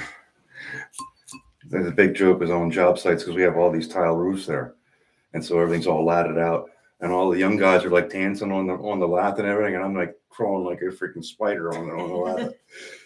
Yeah, no, I had to get up here on the roof of this thing, which is like this is a sub roof, just a bigger roof, and I had to get up there to do something with the AC, and it took me, I'm telling you, a good 10 minutes to get from the ladder to the roof. Mm-hmm. You know what I mean? And because it was just like, okay, this isn't going to work. I'd back up, I'd stop, let my head stop moving around, and I'd make another step, and whoop, there it goes again. No, that's not that bad, but no. Well, he's pretty bad. I'm really bad. But yeah, if anybody ever wondered like why I tend to when I'm walking from place to place or whatever, I tend to lurch and move like smoothly, it's because my head is so like this, like the walls are moving. Did you have your ears checked or something? You have an ear problem. It is. It's an inner ear thing. It's from getting slapped on the side of the head 1,000 times when I was a kid. Let's see. Why did the slant from the road trip rescue Keep losing compression. Sorry, I put oil pressure earlier. I have no idea. Yeah, whatever happened with that? I never got to the end. He got. I mean, I got to the point where he was going to. The very interesting thing of knocking out the spark plug. I saw that part, and then I was getting ready to come here and doing all of this stuff, and I just never got to see the recap of it because then he did like a 10-minute recap. Yeah, I haven't talked to anybody over there. I haven't been out there. I see you sent the guy there, and then. Well, I had stuff to do. Okay. I had stuff to He do. says he put a rod through the block 2 miles from his. That's what I residence. saw in the video. Yeah. What? He got 2 miles from his location. With the bodge with the spark plug. Yeah, and it kicked around. Yes, 2 yeah. miles from home. Oh, 2 miles from home. Yeah. Well, that's not No, bad. from his Yeah. buds in Texas. Well, home, meaning that That's not his location, his destination, I should say. Lazy Whole Ranch is saying non-drowsy Dramamine helps vertigo. But you did take those little pills, remember? And they helped you? That was when I couldn't walk at all. Yeah, because you got really bad. Yeah. And you went to the health food store, you took those little tiny pills. Right. The itty bitty ones. Yeah. That was a Dramamine, right? That's what it No, was. it wasn't Dramamine. Yes, it was. Was it? Yep. It was I don't Dramamine. remember. But that was when I had it at one point so bad that I literally could not walk. Like I couldn't make it from here to where he's sitting without like falling over. So, but yeah, those pills helped. Yeah. Yeah, South Jersey, Jim. Yeah, it sucks. Your problems suck. It's really been on the drag strip for me. Because I'm okay with the burnout, you do all that, but on a car, any car that launches hard, Mhm. I might as well close my eyes. Because it's like Is he moving around? Oh, no. yeah, I look for the scoreboards, Mhm. and I just try, and it could be a slow car, it could be like a 15-second car. It doesn't make any difference. It's no, like for me, like driving a 15-second car is no different than driving anything, like a real car. Because the only thing I could do is just watch the scoreboard and just try to stay on the scoreboard. If I see the track or I see anything moving on the side, everything gets all weird and shit like that. So I narrow down my focus and I just stare at the scoreboard and drive down the track. This last time I ran the Plan Z, I just watched the tack. It's okay. Well, the car goes straight, so I don't have to worry about any of that stuff. And I just focused on the tack, and that was the way I was able to keep everything going. So it's bad. It's bad. I really shouldn't be driving. I shouldn't be driving anything at all. It wasn't like that though when you were younger. It wasn't as bad. No, it's gotten worse. It's gotten worse. It's gotten as you've worse. gotten older, yeah. Let's see. Sherman likes the Blue Yeti. Good choice. It's a good microphone. Let's see. All right. Why is the Hemi Big Block A body the best Mopar ever? Laugh out loud. Have you ever driven one? I've never driven a Hemi A body. Been around them, worked on them, caught a passenger seat ride in John Friel's Hemi Dart. That was an experience. That was crazy. It was like because he was launching the car. Actually, it was one of those days when I had the English down to myself, and we shot Friel's car. And he says, we had the time zone. He said, can I just get some 60s on the car? And I was like, yeah, it's ours. The clock's on. Go for it. So he launched the car a couple of times and hiked it, right? And I was like, man, that's got to be some kind of trip. He said, get in, I'll take you for a ride. So I got in the car, the passenger seat, no seatbelt, no nothing, right? No helmet, no nothing. And he says, so he does the burnout. And he's like, you want to hang on to something? So he grabbed the roll bar like this. He launched it, stood the car straight up, and I figured he was going to, leave it at that point, but no, he fucking motored it right through. He ran whatever the car was going to run all out is what it ran at. That was a trip, man. You drive stuff and it doesn't feel fast. Mm-hmm. You ride in stuff and it's like holy shit. It's a apples and oranges thing. Colleen Tebow's here. Almost missed. Hey, Colleen, what's going on? Colleen. Let's see. Squirt McGirt says, Uncle Tony, would love to see you and Dallas team up on a small block Oldsmobile build. What's South Jersey Jim saying? No. What? God, I know I'm dizzy 24/7 from this disease. What disease do you have? And it scares the life out of me that I might have to park my 70 RT. What disease is it? Because I may have that disease. I don't go to doctors. I don't do doctors, so I don't know. Well, you should get it checked. No, but I want to know what looks like. I could Google it. I could do some research because it is getting worse. Go to a doctor. Google is He not your has friend. Meniere's Yeah. and vestibular migraine. I don't trust doctors. Meniere's and vestibular migraine. Okay. Made him deaf in one ear and had to relearn how to walk. Ear problems suck, he said. Yeah, it's definitely an ear problem, but I don't have migraines. Your dad used to have problems with his ears. He used to go to the ear doctor all Yeah. the time. You should probably go. No, No. I'll tough it out. Oh my goodness. I'll tough it out. I don't trust doctors. I don't trust doctors. I don't trust medicine. I don't trust any of that stuff.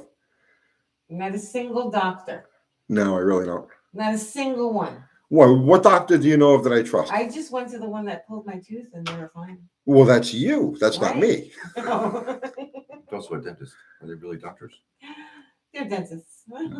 No, Yeah, well, they're they have to be. no. The way is, listen, man. Our species made They're it. doctors. How many hundreds of generations? How many millions of years did we spend evolving? They only didn't for the live last- very long. They lived just fine. They Okay. didn't, and they had doctors for a long time. Yeah, but it's only over the last I'm not like a doctor 75 either. years, 100 years that medical science, right? Listen, our species did just fine without it. If there is something like wrong with me, I don't want to know. You know what I mean? Because then it fucks. So you get a doctor. Like I was having a whole angina thing, right? It was like, okay, stop eating red meat for a while, and I did, and it went away. I ate a lot of garlic, went away. The problem is you go to a doctor and the doctor says, oh, well, you have Well, yeah, you gotta take it with a grain of salt. What they say. Well, You but have it to doesn't find a matter. Good one. They You put gotta you find they a put good you on one. a freaking medicine. They put it in your head that you have this thing and you have to be careful, you have to do this or that, and it takes the joy out of life because now everything you go is like, okay, this cigarette's going to kill me, that hamburger is going to kill me, this I can't get excited, it's going to kill me. Fuck that, I'd rather be dead. Excuse my French. Kids. I'm sorry, kids. They should be in bed by now. Yeah, Mm. it's still kind of early. Tony can do a video of my operating on myself. I stitched myself up. Which hand was it? This hand right here. I stitched myself up here, and I stitched myself up here. When I was like, I was a young mechanic. No, doctors are not what they used to be, but there are still good doctors out there. The same way there's still good mechanics, Tony. Yeah, I don't. You can't paint them all with the same brush. I'm not painting them all with the same brush. I'm saying I'll go for as long as I go, and then that's it. I'm done. What clutch do you have in the Coronet or whatever that is?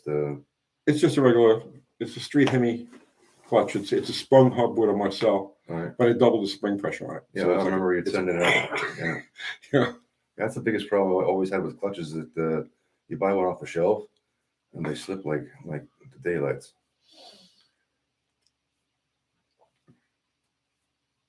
Say that one more time now? They slip like the daylight. So you buy like one of the first clutches I put in the motor, even with the 318, was the Hemi clutch, the scallop clutch. Right. And I think I got 5,000 miles out of Ford. Yeah, they don't. They call it a street Hemi clutch because it's got the scalloped can, right, Right. or the scalloped cover, but it's not sprung like a street Hemi clutch. Right. They spring them like slant 6 or 318 clutches. Right.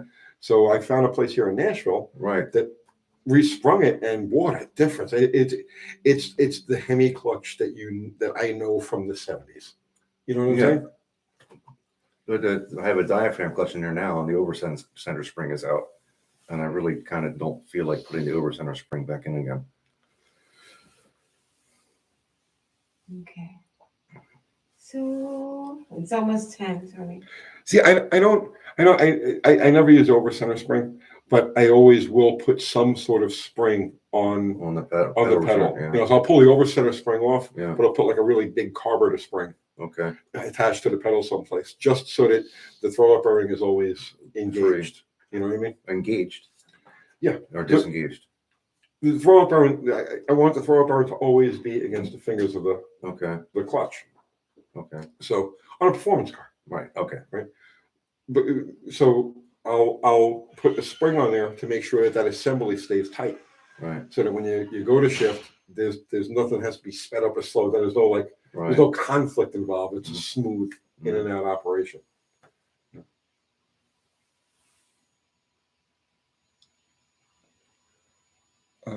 Oh, Kathy's gone, and now we have nobody to read questions. Lee's have a good one. Yes, Lee, you have a good one also, my brother. Jake Burns says his toilet just blew up. It's special. How did you blow up your? Don't no. I don't want to know. Don't tell me. Taco Bell. I had Taco Bell for today. I have a cast iron gut. Nothing bothers me either. Doctor Strangelove. That was a great movie, man.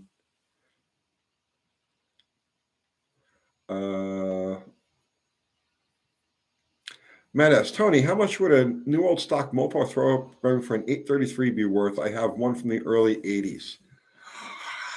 I don't know. It's like what will the traffic bear? I mean, throw it on eBay. You know what I mean? I couldn't give you a solid answer on that. Let's see. Mopar Tom's Garage. I am going to build a 318 LA. It's been apart for a long time, missing the bolts to put it back together. Can you recommend the bolt kit? No, I cannot recommend a bolt kit. The only way I would attempt that is to go to a pull apart or whatever, find a 318, grab all of the factory hardware. So you cannot trust anything that's out there today. I don't care if it's ARP. I don't know who makes it. There is no substitute for the original hardware used on those engines.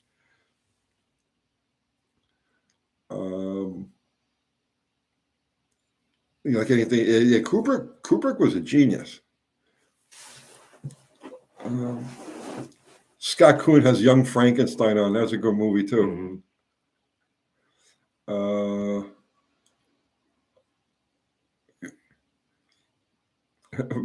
Billy Holcomb, the movie Idiocracy was funny when it came out.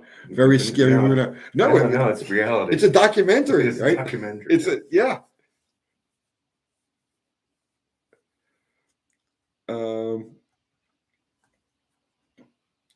Should have used old Mopar bolts on your toilet.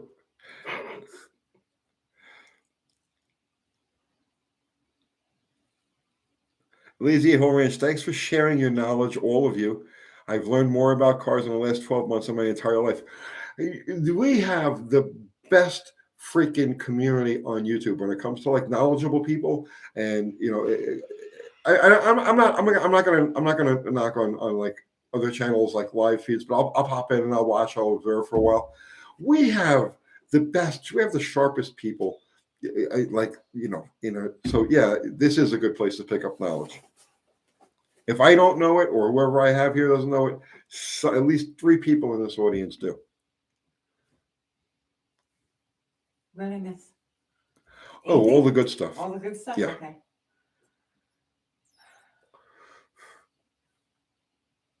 This is the smart community. You got that right, John. All right. So I have a dog sitter that I have to go relieve now. So we're gonna wow, it's almost moving on to 3 hours. You think it should be good for another few minutes? A few minutes. We'll hang out for like another 10 minutes or so, and then I really got to go.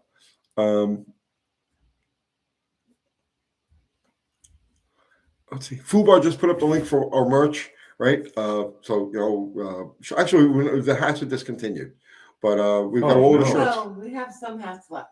We have some, but we're not doing any more afterwards. Them, we're not renewing if you want your hat, go get your hat now. Yeah, That's if you want a hat, go order it now left. because they're only gonna Kubrick did moon footage. Yeah, I'm not saying he didn't. I'm not saying he didn't.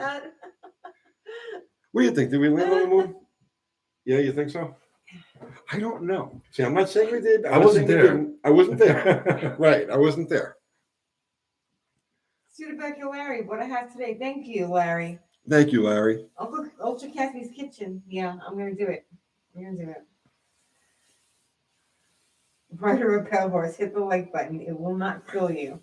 Thank you. Well, the lights that does help our algorithm for sure. Well, because there are people that are actually trying to hurt our algorithm. That's okay. Deliberately. No, really? Yeah. They commented that they are. I'm not one of those people. I can't. I feel like such a dick. Oh, subscribe, like, hit the button, blah blah blah. I feel like such an asshole doing that. You're either going to like it or you're not. You're going to subscribe or you're not. So I'm not trying to do that. Ring the but bell or you're not. Right. You know, But I think though that but it YouTube does help tells our you to algorithms. do that because people forget or they don't realize or they don't think to do it. So Yeah. when you say that, you're reminding them that, oh yeah, I can do that. We did that at first. When we first started the channel, we would throw a lot of, subscribe. But that was Get a back when we had pizza. 1,500 subscribers. Yeah. Let's see. Eugene just hit the like button. You can thank me later. Thank you, Eugene. Eugene, you just tipped the balance in our favor. Mhm. Werner von Braun. What about him? Operation Paperclip. Yeah, what about it? What about it? Very familiar. Very familiar. Project. No, I'm not gonna say. Yeah, don't say any of those I'm not things. saying any of Don't those say any of things. those things. Yep. They could type them, but don't say them. No. I know nothing. I know nothing.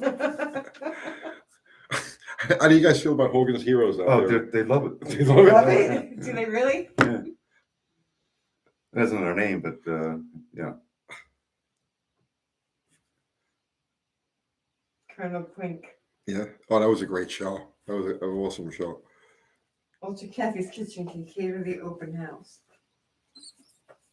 They get real expensive. real Hot fast. dogs. If you come into the open house, you're going to get cheap hot dogs. You know, I read a report where one hot dog takes 10 minutes off your life. What about those people that do like the hot dog eating contest? Are you They should all be serious? dead. Do you know how many hot dogs I've eaten? Yeah, I think that all these studies are overfunded nonsense. Linus Roosevelt. Hey, Tony, if you ever head down to Florida, my dad has 2 D-Darts, including Ted Spehar's old politician car. Nice. Okay. You see nothing? I know. I know nothing. Cheap hot dogs are the best.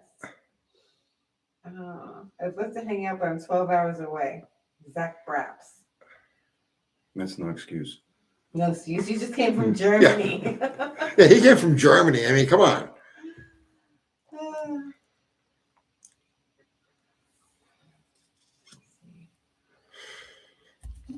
Who was that general? It was one of the characters in Hogan's Heroes that was always breathing down Colonel Clink's neck. What was the general's name? Yeah, well, General, the German equivalent. Yeah, I don't know. I don't remember. Hauptmann. I don't remember. Burkhalter. Yeah, that was it. Burkhalter. Look at this. Okay, that was it. It's faster than Google. Yeah, it's faster than Google. Well, General Hofstadler. It could have been, but Burkhalter seems to be. I think that was it. Scott Kuhn says, skip the hot dog, live another half hour. Another boring, pathetic hot dog free half hour. You won the internet. You go to the Western Front? Colonel Hochstetler was the Gestapo. Okay. All right. That might have been it. That might have been it. Major Hofstetter. It's been so long since I've seen that show. It's Yeah, probably me too. 25, 30 years since I've seen that show. Now I'm going to have to start binge watching Hogan's Heroes again. Betty White says she eats hot dogs every day and she's 99. Cody says sorry to the Deutschlanders. For the what? To the Deutschlanders. Gavin Dallas says thanks UTG from Melbourne, Australia. Burkhalter tried to force Klink to marry his ugly Fräulein daughter. Okay. And then it wasn't him, it was the other guy. Okay, Otto1303 asks, what does a liter of gasoline cost in Europe? A liter of gasoline. Well, they just put 20 cents per liter tax on for the environment, or another 20% on. When I buy, everything I have runs diesel except for Lucille. Lucille burns only the 102 octane from Aral, and that was 107. €1.74 per liter on it. For filling her up, it cost me 80 euro. And what would that be? That's a lot. An American, say roughly at $2 a gallon, or $2 a liter times 3.8. So you got 1.6. So 760 $7.60 a gallon. Yeah. Oh, that's painful. Yeah. So it's like I said, Lucille's not getting driven on the street Yeah. much. That's painful. The Cummins diesel makes 12 to 14 liters per 100, so around 17 miles per gallon. And the last time I filled up as a 1 Oreo 29 per liter, so say 150 per gallon times 3 is 3 plus 50, so 450, $5 a gallon for diesel. Well, But over half of that is taxes. Charlotte's saying Klink was actually a Luftwaffe pilot. No, he was. Klink was actually Jewish. Actually, they all were. we don't hurt algorithms, Eugene says. Thank you, Eugene. Beer is cheaper than fuel. Yeah, it's better so. Less drinking and driving. What? Oh, jeez. Oh yeah, he's thinking about the same thing I did. Okay. All right. I think it's time. I think it's time. All right.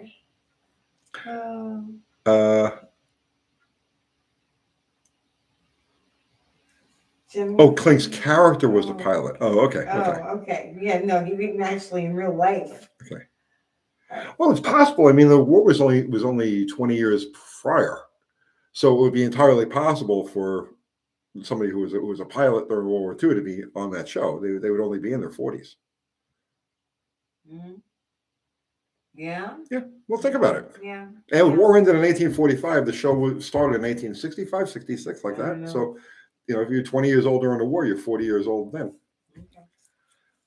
All right.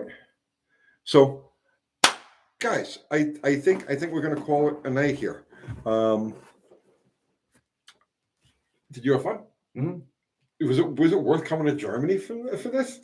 Of course. You only live once. This is true. This is true.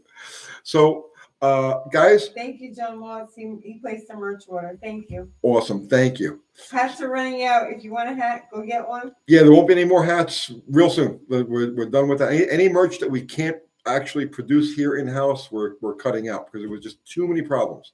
So everything's going to be done in-house from now on. Yeah. John, Ari, Zero, Fubar, are mods, the finest people on earth. Our species only evolved to create the mods that we have on this channel. I mean, Thank what you, can we say? Alan. Will do. Everybody who contributed super chat, thank you so much. We greatly appreciate it. Everybody contributed just a good conversation. We appreciate you equally. Dallas for donating his studio and his mic. He doesn't even know, right? He's going to watch this. What are they doing in my studio, right? What are you doing with my mic? But you see, that's why we have this operation here, so we can have different studios and different settings and different, so that was the whole point of moving into the shop.